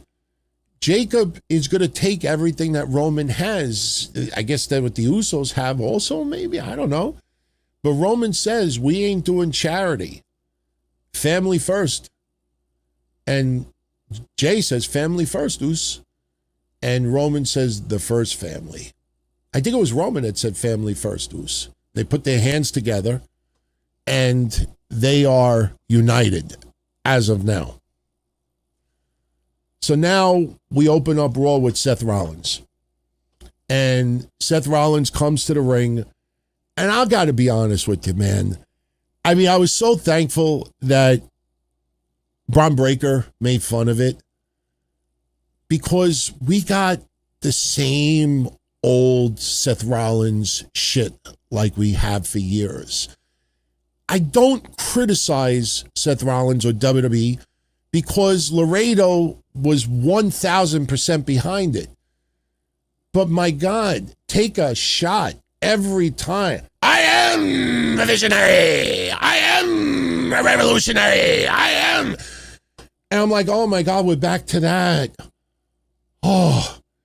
And he's out there and he's talking about what happened last week, that Braun Breaker has 9 staplers in his head. And he says, get your pea brain out here and let's do the thing. So Braun Breaker comes out there and they have this extensive stare down. And just like we expected on last week's Wednesday Night Dynamite, when we talked about Seth Rollins walking off that Fox Good Morning Football set, we said nobody benefits from it. So one of two things come off from that. If Seth Rollins walked off legitimately because he was insulted, it makes him come off as a sissy. It comes off as a sissy. And if he walked off scripted, that's not a funny joke. And if the other guy is in on it, nobody gives a fuck about that other guy in wrestling, with all due respect. And sure enough, they had a stare down a day later, and it was all a setup. And I'm like, who got entertained by that? Really? Like, the people involved got a kick out of it? None of us. It didn't benefit Seth Rollins at all. So Braun Breaker comes out there and they have this extended stare down, and I keep thinking about the extended stare down from Good Morning Football, but thank God they didn't fucking smile or anything like that. And Seth Rollins looks at Braun Breaker and says, I gave you everything, and you repaid me by taking everything away from me. And Braun Breaker did the thing. I loved it. Braun Breaker says to Seth Rollins that we were your errand boys. Every week we had to hear the same old shit. And I guess because he wanted to sound more nasal, like Seth Rollins. See, I could do it nasal without holding my nose, but he literally picks up his nose like he's smelling shit. And he actually says, every week we have to come out here and hear you, I am a visionary, I am a... And he's holding his nose like this. And I'm like, this is fucking hilarious, man. And you saw an element on social media like he did him dirty. I'm like, no, it's the same old annoying shit. And then Seth Rollins starts putting over Braun Breaker big. Talks about the time that he showed up in NXT, which we all remember. And he says, you know, Braun is the real deal, but he's not ready. And Seth says that the big difference between Braun Breaker and Seth Rollins, even at their ages, is that Braun tries, but when Seth does it, he succeeds. When Seth bet on himself, he would get main events and title matches and this and that. Seth would get opportunities. When Braun bet on himself, he got Austin Theory and Logan Paul. He got private jets, steak dinners, and happy endings with Paul Heyman. So, you know, that's pretty much the difference. So Braun Breaker looks at Seth Rollins and says, I could sleep at night knowing that I fell short to the best in the world. That's the match he had with CM Punk. Than someone who is self-proclaimed best in the world, talking about Seth Rollins. And then they try to get a little bit extra personal. So Braun Breaker says, Seth, you truly are the best pro wrestler in the world. And the fans are cheering it, and I'm like, dummies, he just said CM Punk was. And then Braun Breaker says, yeah, you're the best in the entire world at being number 2. So Seth Rollins calls Braun Breaker Baby Steiner. And Seth says he challenges him to a match at Backlash. And he says, oh, by the way, Braun, you're not even number 2 in your house. And he even accuses Braun Breaker of getting some of what he said from Big Papa Pump. They name drop Steiner multiple times. So remember Braun's real name. Steiner is really in the name. You know, you look at Rex Steiner, you know, you look at the last name. So when you say Steiner, it's not necessarily just the Steiner brothers. It is part of his name. You know, and I think a lot of people have that. You use a syllable of someone's name. My last name is de Blasi. And when I was young, people either say Blasi, or they would call me Blas, or, you know, later on with wrestling, they'd call me Funker, or just a nickname or something. But, you know, they tried to get a little bit extra personal by bringing up the Steiner lineage with Braun Breaker. But the bottom line is the match is set for Backlash. It is going to be Seth Rollins versus Braun Breaker. So we then get Stephanie Vaquer walking in the back. She's ambushed by all 3 members of Judgment Day, mostly Raquel and Roxanne, but they leave her laying, and this was a way to write her off of TV for a little while. Later on in the night, Michael Cole would say that Stephanie Vaquer has a 2nd-degree AC sprain of the left shoulder, and she will be out for a period of time. So that's a way to get Stephanie Vaquer off TV for a little while, because they don't have anything for her at the moment. And she's been a little banged up too, so a little bit of rest might be in order. So now we get Rusev versus Penta. And Ethan Page comes out, and he's obviously in support of Rusev. That support would backfire a little bit. The end result is Penta getting the roll-up victory on Rusev.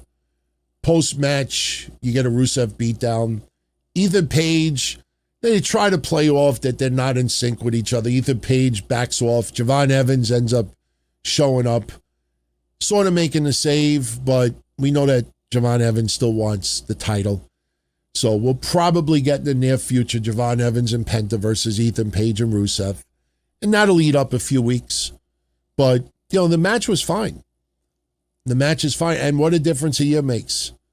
It was 1 year ago this weekend that Rusev and Aleister Black made their WWE returns. 1 year later, Rusev is still on TV and Aleister Black is on the unemployment line.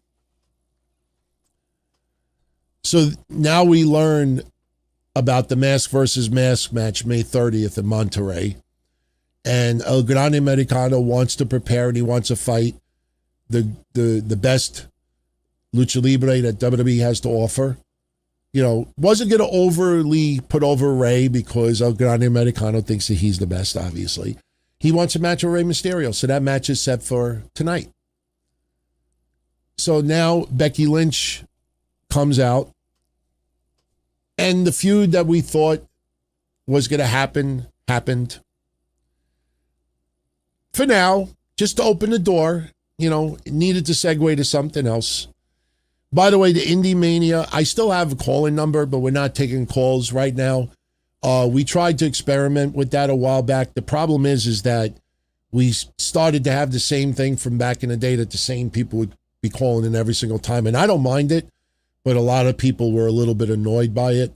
But in the future, we will be doing something with call-ins. It might be a separate show for something like that. I still have the number because, you know, I want to do it, but I may have to tweak it anyway because Kev passed away. It'd kind of be weird for, you know, 888 Don and Kev. You know what I mean? It's kind of like, I think I have something with Call Don Tony or something like that, but in the future. But not now. Not now. We are going to be doing something like a Twitter Spaces on Patreon in the near future. I'm working on that right now, but, you know, it's not a Patreon grab. I'm just saying, like, we're working on a few things. Becky Lynch comes out. Touts a victory at Mania. Kind of ending AJ Lee's nostalgic act. She puts over some pretty impressive accolades coming off of WrestleMania. first woman to win 4 different titles at WrestleMania. And she may be just talking about everybody, not just women. I have to double check that because that seems a little off. You would think Roman Reigns won a bunch, but then again, I don't remember winning tag titles at Mania. I don't know, but she's got more wins for any woman at WrestleMania in history. She jokes that she's coming for Undertaker's streak because remember, Undertaker was 21-0 before he lost to Brock. She gets a little emotional, for real, about her daughter being at Mania and some of the stuff that she did with her daughter. And she admits that, you know, she loves the 5-star hotels and the 5-star treatment, but it's not just about that. And you think Becky's getting a little bit real with the fans. As the fans are starting to get behind her, she just throws them under the bus because they're in Laredo.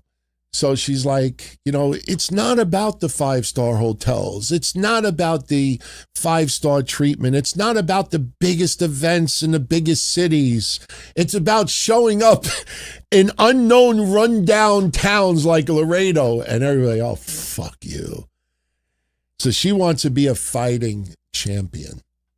So she doesn't want to be a nostalgic act.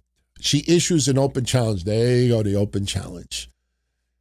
That's like, you know, as Jim Cornette says, lazy booking. You're like, how do we have a match? Oh, open challenge. I accept. Match confirmed.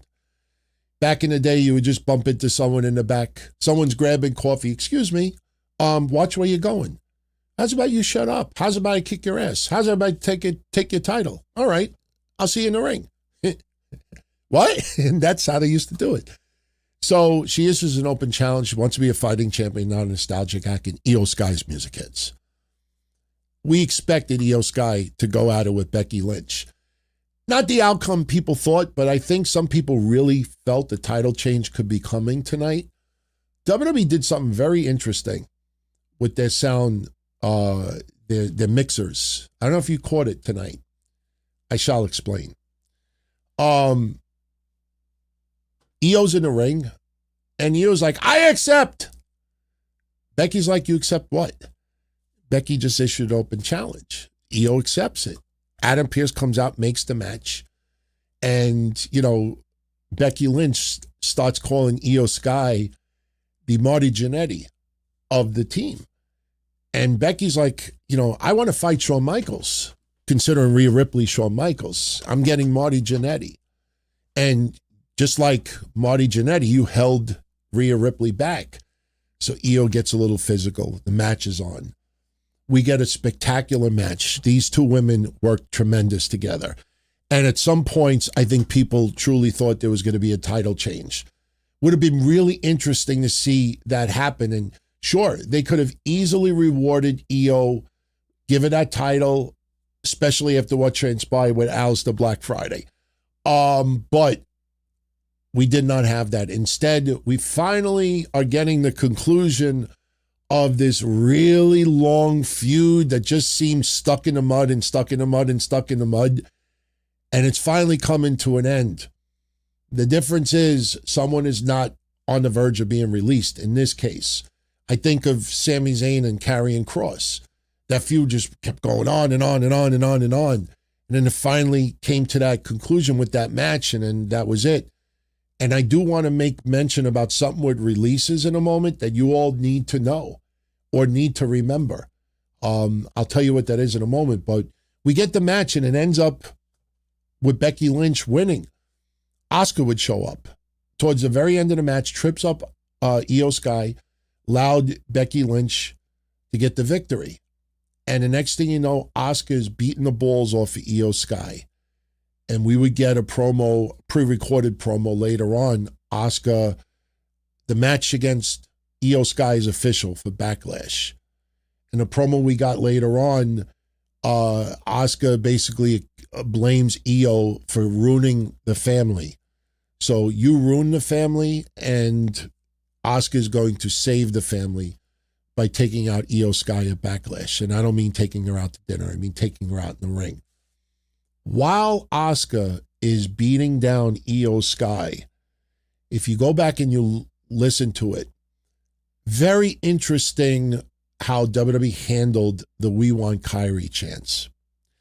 If you listen to it closely, you really couldn't hear, like, the last part of it seemed cloudy, if that's the best way I could put it. Like, you didn't hear this clear as day, "We want Kairi, we want Kairi." Like, that's clear. What you would hear is like an echoing.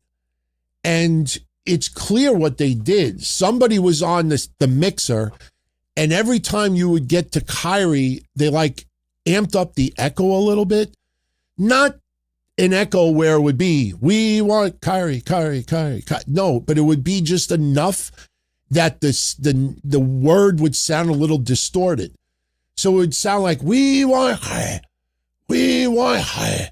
Like, you go back and listen to it, you can make out Kairi, but somebody was definitely on the soundbar. "We want Kairi, we want." They definitely fucked with the noise today. And listen, my friends, WWE knew very well how popular Kairi Sane is, not just amongst fans, but amongst the roster. She is beloved. And unfortunately, we could tweet, we could curse, we could say nice things, nasty things, we could be upset about it, we could be sad about it, we could trend Kairi Sane until next year. WWE is a billion-dollar publicly traded business. And unfortunately, you make business decisions that are not going to be popular. And you have to stand by them. R-Truth is a very, very, very strange one. It's a very, very strange one. Problem is, now it's kind of like the Yes movement. Once fans realized that they actually influenced WWE enough where they changed the course of history, they think they could do it every time. Same thing like this. We got R-Truth back. We could get Kairi back. No, you can't. No, you can't. And unfortunately, Kairi Sane is already back in Japan. That is true. What I do need to remind everyone out there is you need to take a very close look at 2025, especially 2025, because I'm not saying that it's the only year that it's happened, but you had releases multiple times last year. You had them in May, you had them in June, you had them in August, you had them in September. Trust me, some of my favorites were let go at weird times last year. And I looked at 1 year ago. This is the banner that I made in May of 2025. And that gives you an idea as far as who they released about a year ago. And it's kind of crazy to realize it's already been 11 months, 11 and a half months. But that's who they let go. And I tell you, when you look at this year, they are letting go substantial amount of women. I mean, like as I mentioned yesterday, like who is the highest paid person that they let go yesterday from Black Friday, Aleister Black Friday? Who's the highest paid person? And I think most people out there will say it's either Aleister Black or Santos Escobar. They didn't release any gigantic big time names. And even when you go back a year ago, like look at that list of releases. Braun Strowman is probably the highest paid person, but next to Braun Strowman, if I said, okay, put Braun Strowman aside for a minute, who do you think was the next highest paid person? The only person I could see on that list is fucking Shayna Baszler. Shayna Baszler, maybe. So you realize how many people that are on that roster where the pay it's not bad, but you go from the extreme and you get this large number of people that are like in this gray area, and you see how easy it is to get rid of, a lot of names like that. And of course, names will replace them. Now you got Sol Ruca, and you got Mariah May being brought up, Blake Monroe, and you see Ethan Page and Ricky Saints, and you go on and on and on. So, They're going to make room. My only concern about it is this. And this is something I didn't say yesterday, but something that you should think about. Look at these releases. You look at the call-ups. Now, Oba was called up months ago as Trick Williams. So maybe we don't include them.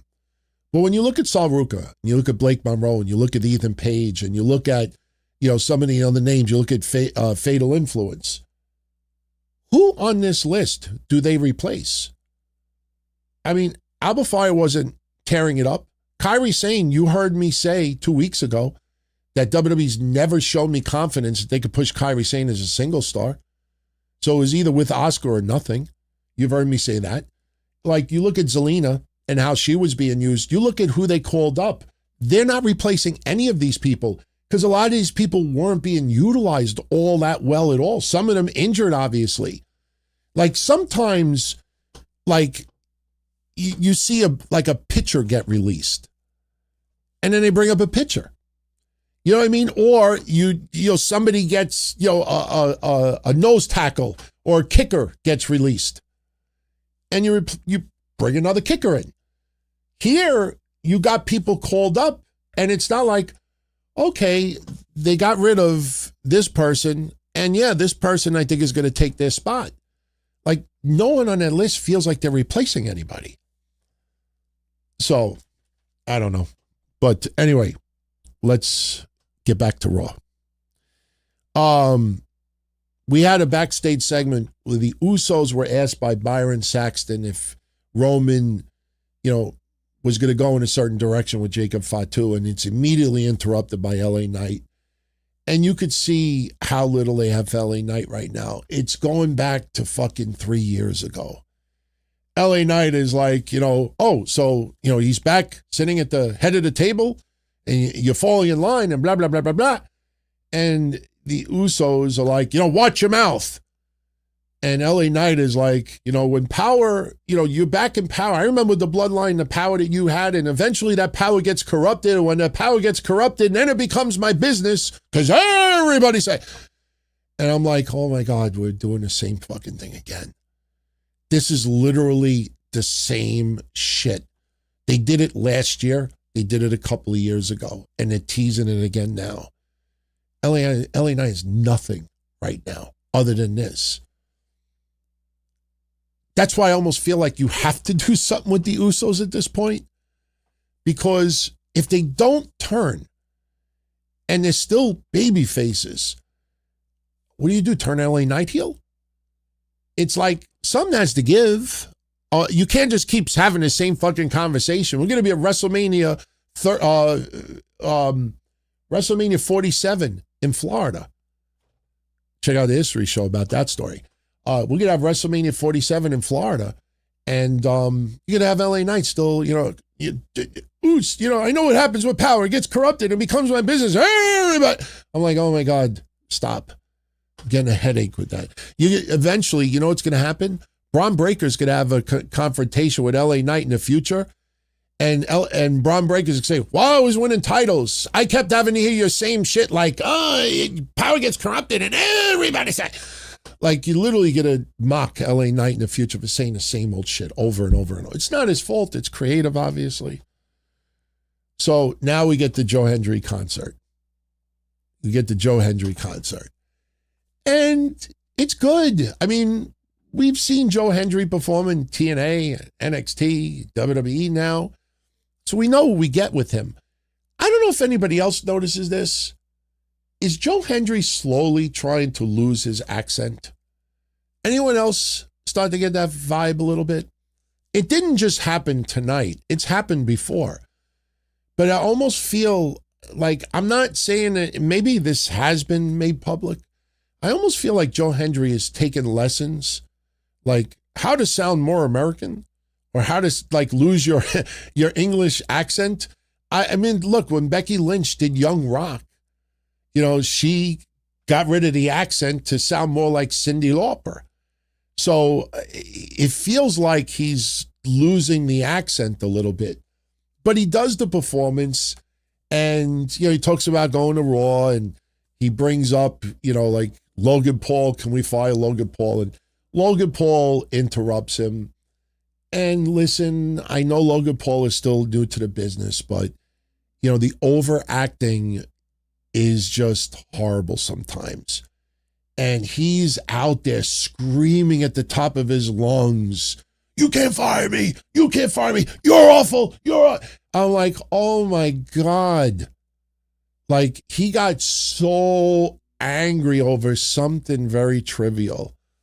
It was just over the top stupid. And they start brawling with Joe Hendry, and the fucking Street Profits make the save.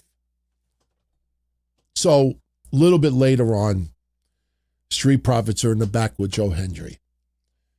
And Joe Hendry's, like thanking him a little bit. He's wearing his blue shirt like he always wears, and the Street Profits are like, "You need to change that color of the shirt. You're on Raw now." So Joe Hendry walks off, and here's Seth Rollins. And Seth Rollins looks at the Street Profits. Remember, there's history with Seth Rollins, not too long ago. And Seth Rollins, as soon as he's like, about last week, and Montez Ford is almost like, "Shut the fuck up. Last week wasn't about saving your ass. You always make it about you. We're back because we want titles." And they walk off. And Seth Rollins standing there kind of reminded me of old Baron Corbin stuff. When Baron Corbin would get dissed and everybody would walk off and he'd stand there looking like a goof. I get it. The segment was to clarify that the Street Profits had to win gold. It's not about saving Seth Rollins or anything like that. I don't even think they care about the division all that much. They just want gold. So now we get Grayson Waller in the back. He's complaining to Adam Pearce, not getting opportunity. Brings up Oba Femi, and he says Oba Femi is overrated.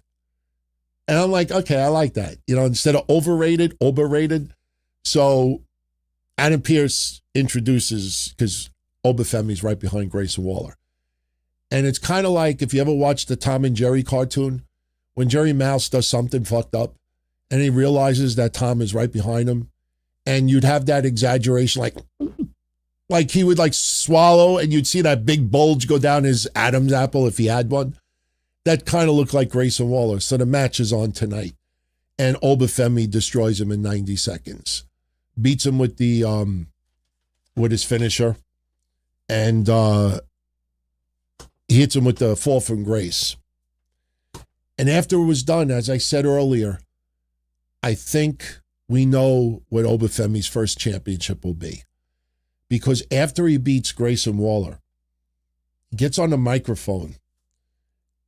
And by the way, for those that pointed it out today, props to you to remember, Oba Femi fought Grayson Waller last year. Oba Femi was the champion in NXT.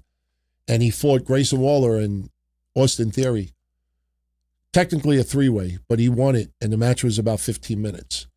So they did have history, but tonight it's 90 seconds, and that's it. So Oba Femi, talks about, Grayson Waller was right about opportunity. Oba wants competition.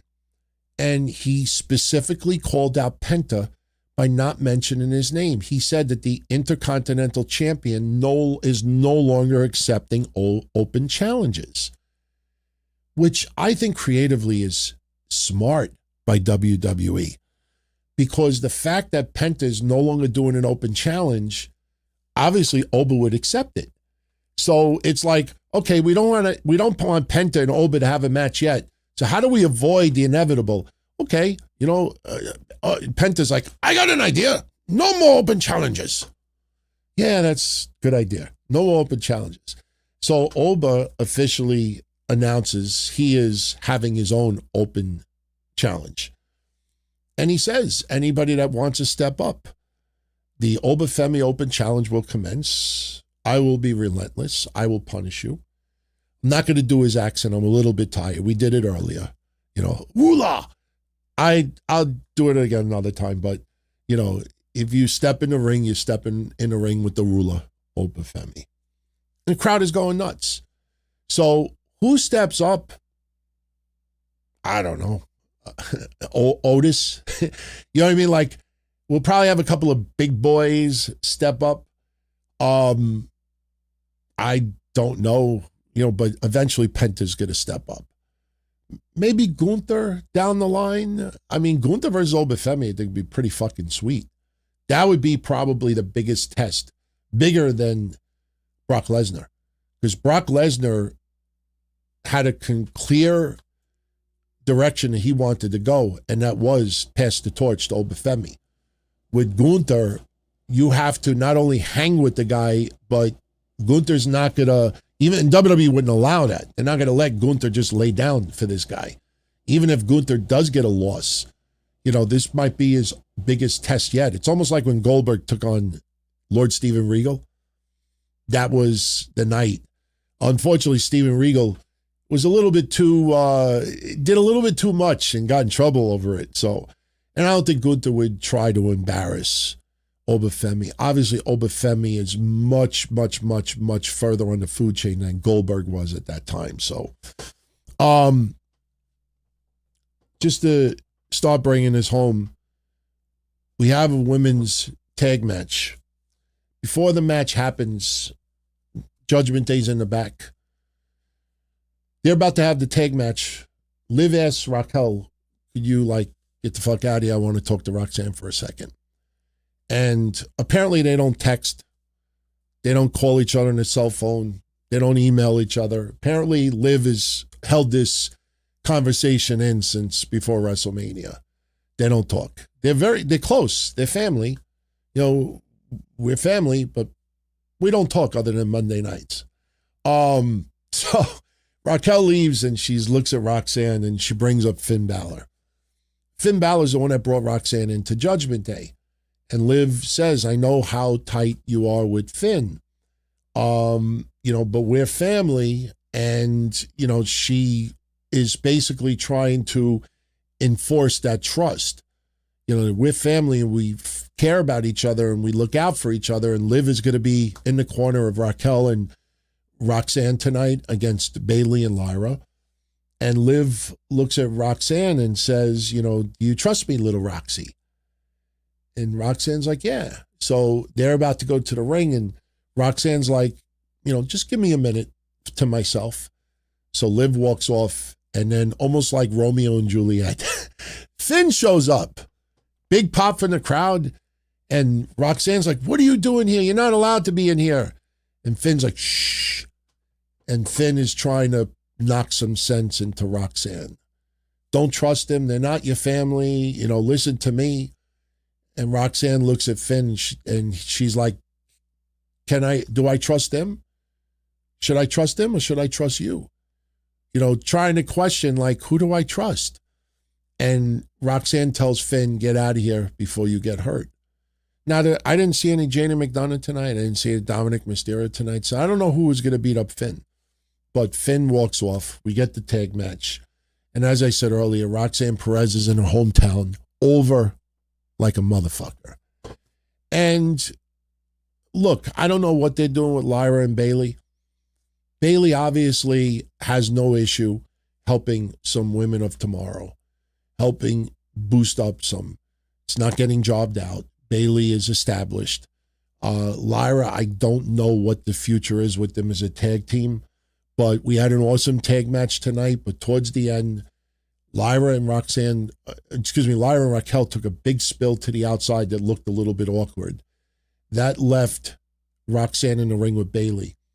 Liv tries to get involved towards the latter part of the match and it kind of distracts Bayley, but Bayley grabs Liv and Liv just jumps down.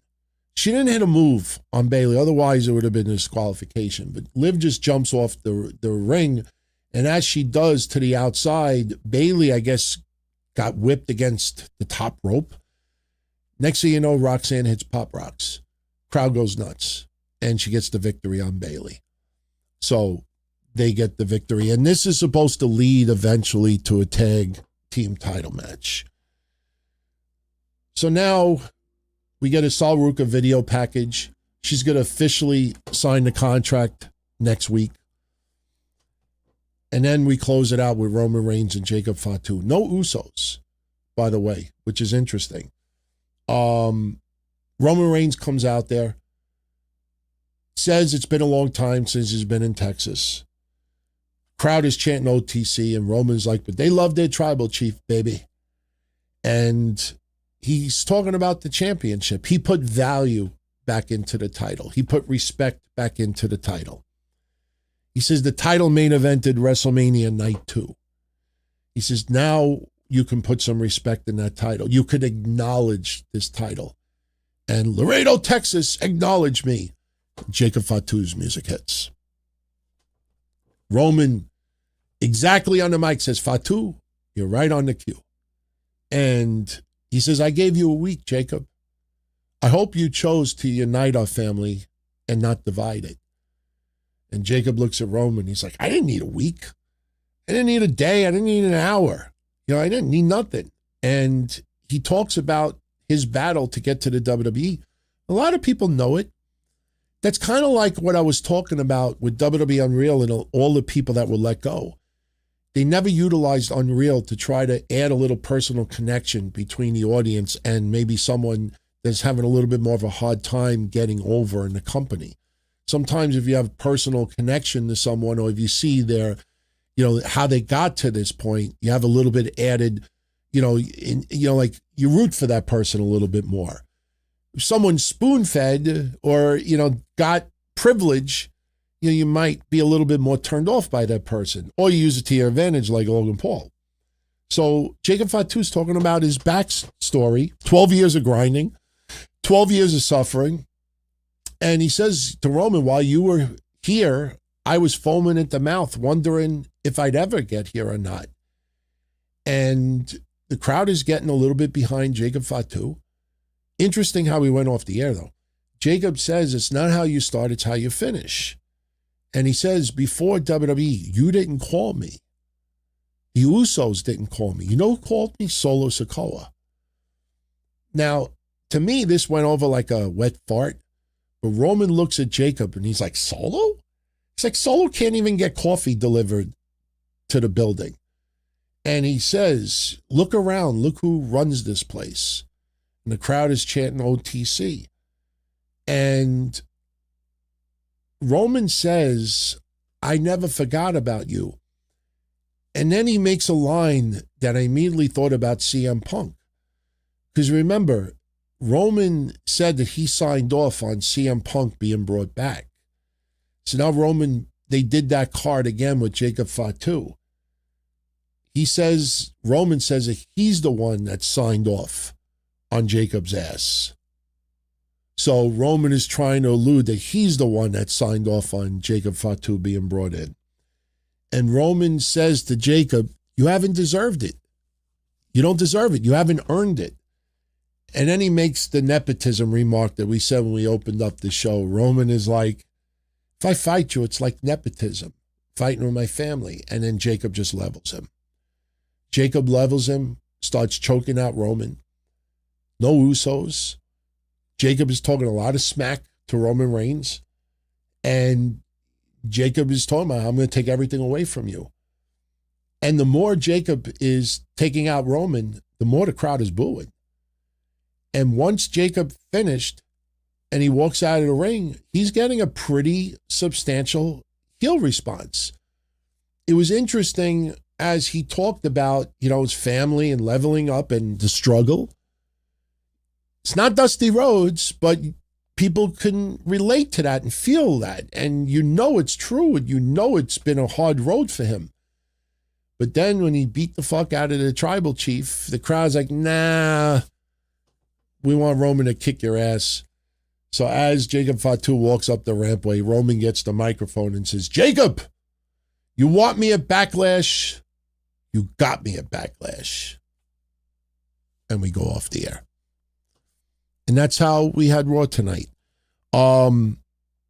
Look, this isn't babyface versus babyface in that sense. Of course, Jacob is over with a lot of fans and he's authentic, and you feel it through the TV. And a lot of people appreciate what he's done and where he's come and where he's at now. But at the end of the day, Jacob Fatu is at his best when he's pissed the fuck off. where he gets greedy. That, you know, this is not just about leveling up. This is about, I'm going to take whatever I can. And I like it. I don't think this should be mutual respect. They painted that picture at the beginning of Raw when Jey Uso said to Roman Reigns, this isn't about respect, it's about consequences. And they closed it out the same way. This isn't about family. This is Jacob trying to level up for himself and for his family. And he's going to take whatever Roman Reigns has. And they want the fans to choose sides. And I think that's the right way to go. What's interesting is what follows. What follows after this? Where does Jacob Fatu end up after this? Jacob Fatu can't be just a lone wolf all the time. He needs some of his family to be involved with him. No, I don't think he should be the next Solo Sikoa walking around with Ulafala and calling himself the real tribal chief or whatever you want to call him. I don't think he should be what Solo Sikoa was 2 years ago. But obviously something needs to happen. And I don't think having him as a solo, no pun intended, is the right way to go. So we shall see. And as we close this out, let me get into a couple of shout outs. We're already at 2 hours and 6 minutes, so we're a few minutes over. I thought we'd go about 2 hours tonight, but want to get into a couple of quick shout outs and we shall jet for the evening. I'll be back tomorrow with the history show. Wednesday will be Wednesday Night Dynamite. Thursday will be Patreon. And then we got to start figuring out what we're going to do. Do we add something on Fridays? We'll discuss that over the weekend. But let me just get into a couple of shout outs. Just give me 1 second so I could officially acknowledge some people the right way. Oh, here we go. Here we go. Theme Parks and Things with Johnny. Did they lower the crowd volume during the We Want Kairi chants? You read my mind, my friend. They could have just lowered it, but I didn't hear a substantial drop in the decibel level. It kind of felt like they were fucking with something with the mixer. I kind of thought it was the echo. I kind of felt it was the echo, which is interesting because if they're able to succeed distorting the echo so you can't really make out the latter part, why can't you do that with vulgarity? Why can't you do it with vulgarity? If you're able to go, we want, I know it sounds ridiculous the way I'm saying it. It wasn't that extreme, but if you could distort it enough that you really can't make Kairi out, why can't you do that when people say, you fucked up, you fucked up? You know, like, why just hit the mute button? I mean, I don't think they should hit the mute button for a Kairi chant. I don't know if they've ever done that. Do you ever recall WWE hitting a mute button for a wrestler's name? I think it's always been for vulgarity only. You imagine if somebody gets released and they start muting the name out? I think that would be the ultimate disrespect. I don't think they've ever, muted a wrestler's name. I don't recall ever. I mean, they did not mute CM Punk chants. We definitely didn't get CM. No, we didn't get that. I don't recall them ever doing that to a wrestler. Could you imagine how fucked up that would come across on TV? The fans are chanting, we want Kairi, and you just completely mute it. I think that would be a slap in the face. But I'll be honest with you. Whatever they did tonight, they could do that with vulgarity. I don't know why they don't do that. But they did something tonight. Good observation on your part, my friend. They definitely did something. So, thank you for that. Jermaine Reyes. What's up, DT? Is the Jacob Roman feud happening too soon? I would have thought that they have a match first for the title on a bigger stage, like the Rumble or Mania or SummerSlam. Or we could all say Survivor Series, SS. You know what? I don't know how many title defenses Roman Reigns has with that belt. They talk about Roman having it until summer. Think about this for a minute. Night of Champions is June. No titles are on the line. So your next title defense for Roman Reigns is either one of two places, July or Saturday night's main event. I don't remember exactly what date Saturday night's main event lands. Maybe someone in the chat room could look it up when the next Saturday night's main event is. But when you really start breaking it down, Roman Reigns by August, SummerSlam, may have two title defenses. So if you're going to have one with Jacob Fatu, it's not like Roman's going to have 10 title defenses or even 6 or 7 that you can afford to have more than one. This might be Jacob's only shot. So I honestly think this might be Jacob's only shot. And again, okay, Saturday night's main event is May 23rd. So I think that might be a little too soon because Roman would have taken on Jacob Fatu only 2 weeks earlier. So I'd be surprised if Roman defends his title at Saturday night's main event. I mean, look, they're obviously going to have big packages, to sell. So maybe I personally think if Cody does not fight at Backlash, which could not, this is my honest take. I don't think Cody's going to be ready because of the eye injury. I think Cody will fight on Saturday night's main event, which will be 2 weeks after Backlash. Roman will fight at Backlash. And then after that, Roman does not defend the title again until probably July. Because Night of Champions, there's no belts on the line.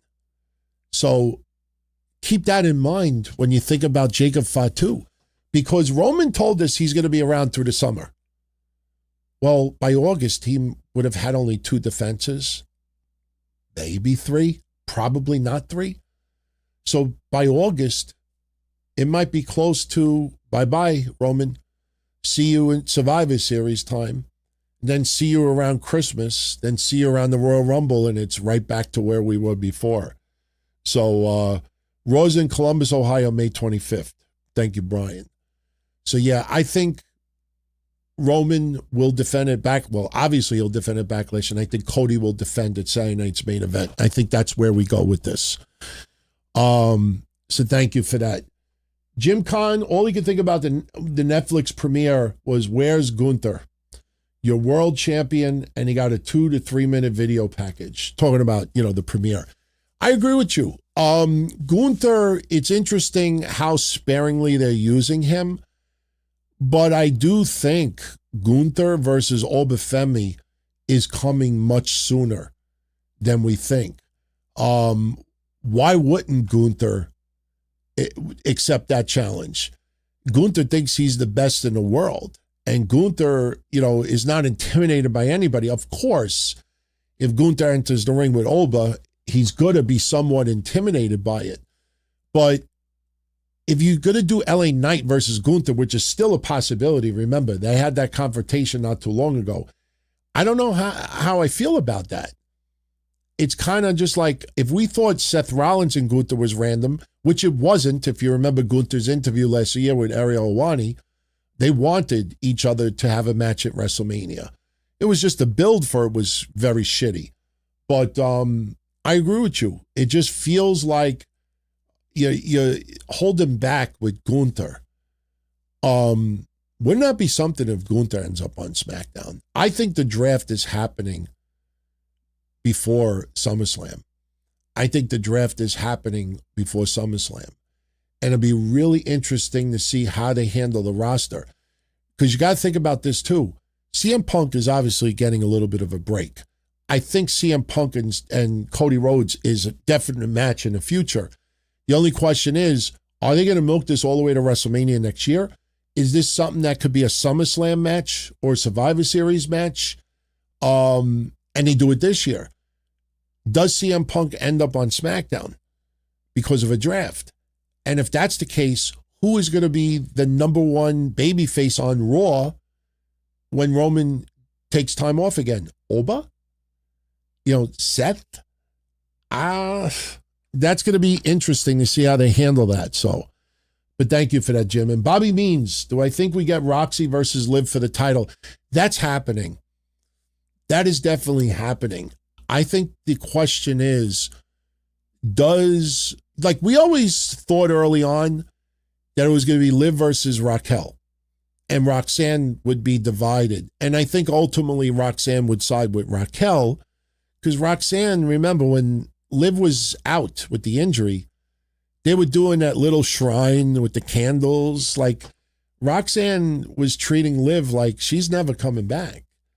And that's why I think the feud, the bigger feud, ultimately is going to be Liv and Roxanne Perez.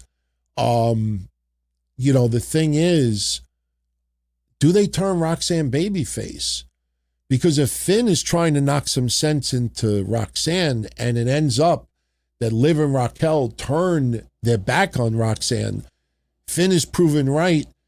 And yeah, Dominic Mysterio and Liv Morgan versus Roxanne Perez and Finn Balor. I could see that down the line. So Roxanne is good as a babyface or a heel.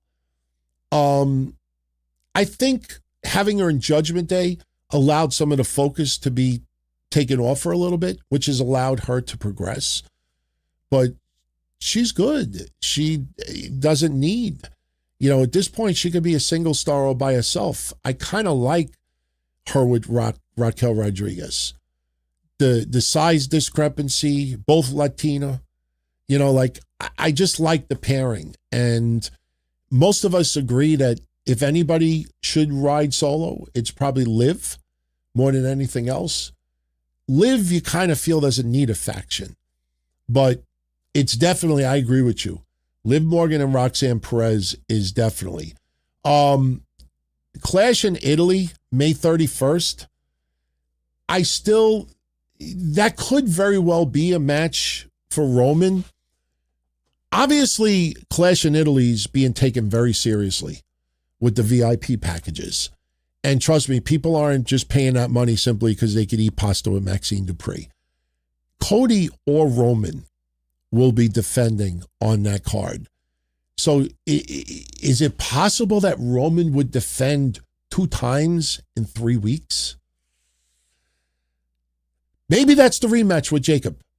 Maybe we end up with a bullshit finish at Backlash, and that leads to something else in Italy.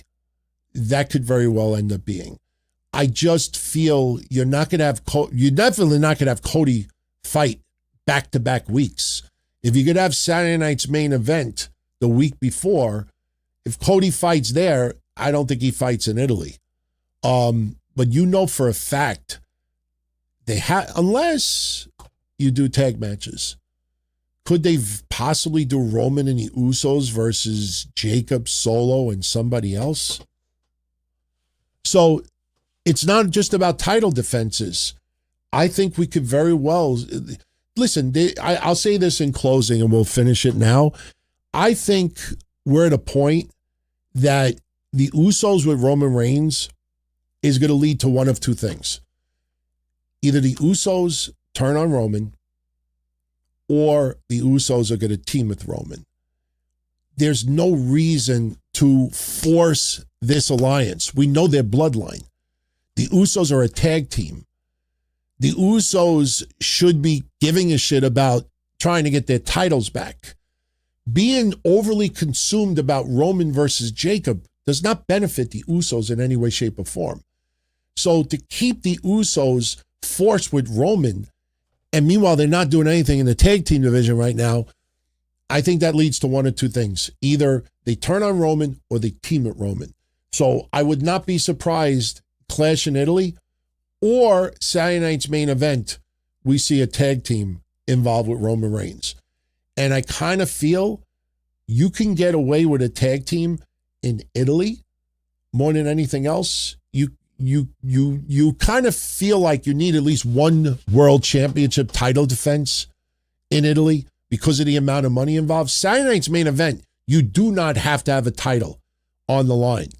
So that's where I kind of think this go. I'll predict that Roman Reigns will be involved in a tag team match at the end of May. Backlash, it's a title defense. The end of May, whether it's Italy or Saturday night's main event, Roman will be in a tag match. Bet you that's where they go. So, and yes, the idea of Zilla Fatu joining is still a possibility. You're right, Bobby. But, you know, that's a storyline that you would need to build. And think about it. We're 2 weeks away from Backlash. As soon as Backlash finishes, we're 2 weeks away from Saturday night's main event. And as soon as that's done, we're 1 week away from Italy. So it's like boom, boom, boom, boom. Holy shit, give me a breath of fresh air. So they're so close together. Think about that. 3 in May. Backlash, Saturday night's main event, and Italy. You know, within a month's period. So that's a lot to have go down in such a short amount of time. That's why I'm convinced keeping the Usos this close to Roman, there's got to be a tag team match involved with that somewhere. But we shall see. We shall see. But anyway, my friends, I'm getting a little bit spent after we did 3+ hours yesterday. For everyone live, I always give my respect and appreciation and a public thank you for joining me. Everyone on the archive as well, I thank you for your support. I appreciate it more than you know, and you guys are the reason that give me the push to continue doing this and try to do it at a top level. You know, not everything I say, you know, clicks, and not everything I say is very popular. Sometimes I definitely rub people the wrong way, but one thing you will always get in these shows is honesty, authenticity. Sometimes we get a little bit out there, a little bit wacky, but I think sometimes we need to just, you know, have this as an escape. As much as these shows are an escape for you, even when you tune into other people, you know, it's an escape for you. It's also an escape for a lot of us. You know, for some other people, you know, this is their livelihood. And obviously they need to support families doing this. And yes, bills need to be paid too. But, you know, our love for wrestling is strong, right? Wrestling might be in a lot of ways kind of shitty right now, but, you know, it doesn't mean that we can't focus more on the stuff that is still somewhat decent. But, you know, definitely leave your comments. Much appreciated as always. And I will catch you all later on this week. We got other shows going on, and I will definitely have the history show up tomorrow. It'll be a fun episode, and trust me, that WrestleMania 47 story, it's not a huge story. If you want a little inside cheat, Google it. Google it. Something was apparently negotiated with Florida that in 2031, WrestleMania is coming to Orlando.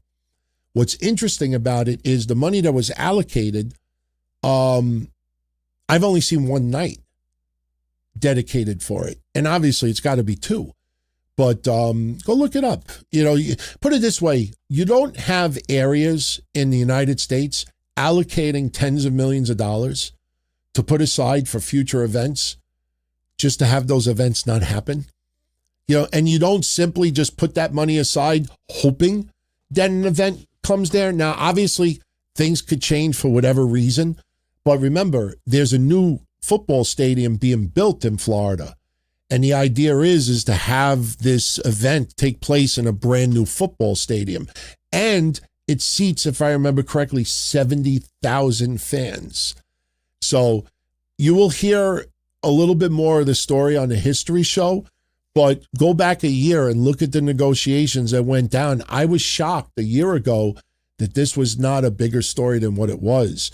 But, you know, it looks like WrestleMania in 2031, which is only 5 years away, will end up in Florida. So next year it's Saudi Arabia. The year after that could very well be in the United Kingdom. And then next thing you know, we're in 2029. 2029. So, you know, we'll see what happens, but it's going to be interesting to see what wrestling looks like 5 years from now, right? It's going to be interesting. It makes you wonder who's going to retire, who's going to go to the next level, who's going to end up totally fucking up, and unfortunately, who are we going to lose? Not just to retirement, but to health.